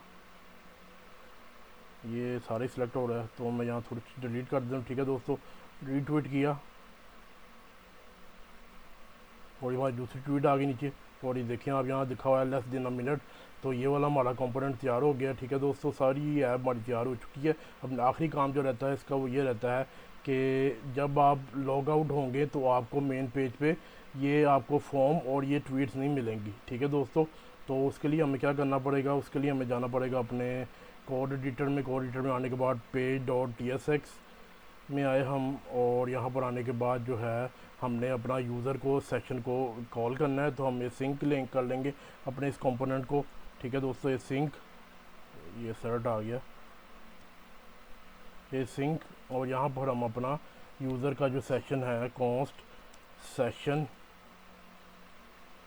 is equal to wait auth, और यहाँ पर कॉल कर लिया। कॉल करने के बाद जो है हम इस वाली डिव को जो है हमने रेंडर करवाना है बेसिकली जब हम यहाँ पर हमारे पास सेशन होगा। तो यहाँ पर मैं ले लेता हूँ फ्रेगमेंट्स, क्योंकि यहाँ एक से ज़्यादा चीज़ें आप कठिनाई से रख सकते JSX में। तो यहाँ पर मैं लिखता हूँ सेशन, और session dot if session dot user is true, then हमने क्या रिटर्न करना है, हमने यहाँ पर हमने करनी है ये वाली div, ठीक है दोस्तों। और अगर ये ट्रू ना हो देन हमने क्या रिटर्न करना, हमने यहाँ पर रिटर्न करना है if not session dot user and. तो हम यहाँ पर क्या करेंगे, एक div रिटर्न करेंगे, div, और यहाँ पर कोई क्लास नेम्स है, उसकी टेक्स्ट हमारा हो जाएगा सेंटर, और उसके बाद जो है फ्लेक्स कॉल गैप टू, ठीक है। और इस div के अंदर सबसे पहले हमारे पास आएगा h2, और h2 हमारे पास आ जाएगा जी class name text for excel, और उसके अंदर आ जाएगा हमारे पास जॉइन टुडे, और नीचे आ जाएगा हमारे पास, यहाँ पर क्या एरर दे रहा है, ये कह रहा है पॉसिबल डल, तो मैं इसे ख़त्म कर दूँ। और उसके बाद जो है यहाँ पर हमने पैराग्राफ लिया, पैराग्राफ के अंदर हमने क्या करना है basically, to share your tweets, और ट्वीट का स्पेलिंग मैंने गलत लिख दिया है, तो ये ट्वीट्स हो गया। सेव किया, सेव करने के बाद आए हम अपने ब्राउज़र में, और यहाँ पर आके मैंने साइन आउट किया, और ये साइन आउट हो गया। जैसे ही आ गया तो ये लिखा आ गया जॉइन टुडे की जगह मैंने टू डेट लिख दिया है, तो यहाँ पर मैं डे चेंज कर दूँ, सेव किया, सेव करने के बाद दोबारा से इधर आए और ये हमारा हो गया। और अगर मैं साइन इन करूँगा तो हमारा ये ख़त्म हो जाएगा और हमारा फॉर्म और ट्वीट्स आ जाएंगे, ठीक है। जैसे ही साइन इन हो गए देखें, और ये हमारा सारा डाटा आ चुका है, ठीक है दोस्तों। अब जो नेक्स्ट काम है, ये हमारी ऐप बिल्कुल तैयार हो चुकी है, ठीक है। अब जो नेक्स्ट है, मैंने आपको इसको डिप्लॉय करके दिखाना है, ठीक है दोस्तों। तो मैं आपको दिखाता हूँ इसको डिप्लॉय कैसे करना है आपने, ठीक है। तो दोस्तों अपनी इस ऐप को डिप्लॉय करने के लिए सबसे पहले आपको अपनी इस ऐप को गिट हब पे पुश करना पड़ेगा, ठीक है। इस गिट हब पे इसकी रिपो बनानी पड़ेगी, ठीक है दोस्तों। तो मैं वो रिपो जल्दी से बना लेता हूँ, उसके बाद दोबारा से हम कंटिन्यू करते हैं। तो दोस्तों ये देखें, मैंने जो है अपनी ऐप को पुश कर लिया है गिट हब पे। उसके बाद हमने जाना है वर्सल पे, ठीक है दोस्तों, वर्सल.com पे। जो ये वो कंपनी है जिसने नेक्स्ट जेएस को बनाया है, ठीक है दोस्तों। और यहाँ पर जाकर आपने साइन इन करना है गिटहब से अपने, ठीक है। वो ऑटोमेटिकली ओथ के ज़रिए आपकी गिटहब की ऐप में चले जाएगा, ठीक है दोस्तों। उसके बाद हमने यहाँ पर क्लिक करना है ऐड न्यू पे, और यहाँ पर प्रोजेक्ट पे क्लिक कर देना, ठीक है दोस्तों।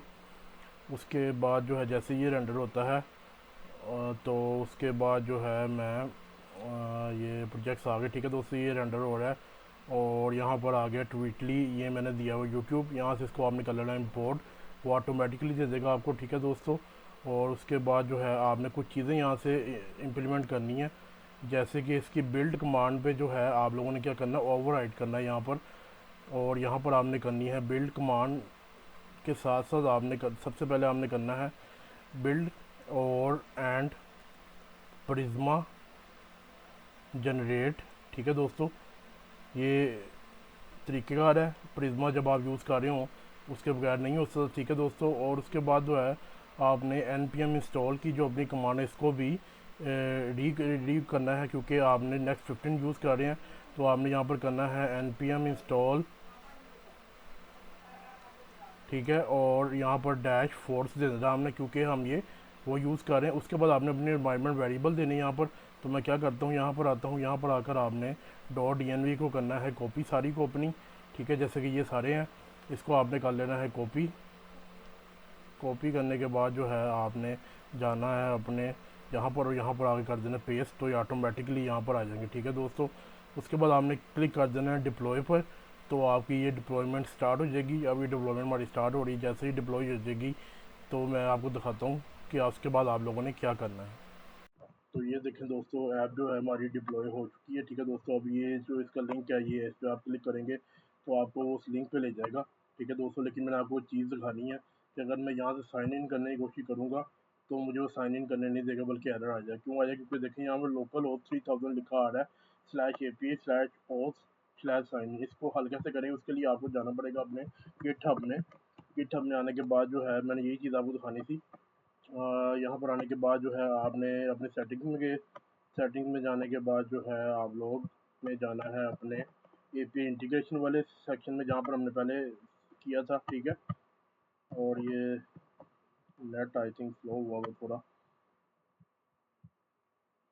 तो ये सेटिंग की प्रोफाइल में यहाँ पर आए। यहाँ पर आने के बाद जो है आप लोगों ने जाना है अपनी डेवलपर सेटिंग में, ठीक है। डेवलपर सेटिंग में जाना है आप लोगों ने। यहाँ पर जब डेवलपर सेटिंग में जाएंगे, आगे लोडिंग ले रहा है, नेट थोड़ा स्लो चल रहा है आई थिंक। तो जैसे ही ये वहाँ जाता है तो फिर आपको बताता हूँ। आपने उतनी देर यहाँ से अपना ये वाला यूआरएल कॉपी करना है, आपने ये वाला यूआरएल यूज़ करना है वहाँ पर लोकल हो 3000 की जगह, ठीक है। तो कॉपी लिंक एड्रेस मैंने कर लिया और यहाँ ऐप्स में आ गए, यहाँ पर ओ ऐप में आए। यहाँ पर जो है ये ट्वीटली यूट्यूब के नाम से मैंने बनाई हुई, ठीक है दोस्तों। आपने यहाँ पर आकर जो है ये इसका जो है ऑथपैक ऑथराइजेशन कॉल बैक यूआरएल को चेंज करना है यहाँ पर, और यहाँ पर आकर आपने वो वाला लिंक अपना पेस्ट कर देना है, ठीक है दोस्तों। ठीक है, और उसके बाद जो है आप लोगों ने यहाँ पर भी चाहे इसका पेस्ट कर दें, और उसके बाद इसको हमने अपडेट कर देना एप्लीकेशन को, ठीक है।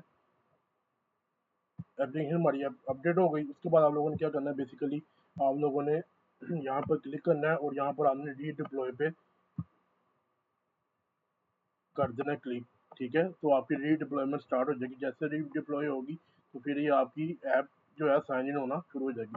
देखिए ये हमारी री डिप्लॉयमेंट स्टार्ट हो गई है और ये क्यू में चलेगी, ठीक है। जैसे ही ये होती है डिप्लॉय दोबारा, तो मैं आपको दिखाता हूँ कैसे करना है इसे। तो दोस्तों हमारी जो ऐप है दोबारा से री डिप्लॉय हो चुकी है। अब मैं इसको रन करके देखता हूँ क्या हमारा जो है सिस्टम चल रहा है। अब मैं साइन इन पे क्लिक करता हूँ और देखता हूँ कि क्या साइन इन हमारा हमें साइन इन करवाने देता है या फिर कोई एरर आता है। और ये देखें हमारा यूज़र साइन इन हो चुका है, ठीक है दोस्तों।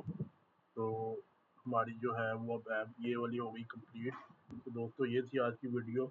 अगर आपको ये वीडियो पसंद आई हो तो इसे लाइक कीजिएगा, इसे शेयर कीजिएगा और मेरे चैनल को लाजमी सब्सक्राइब कीजिएगा। Till next video, bye bye.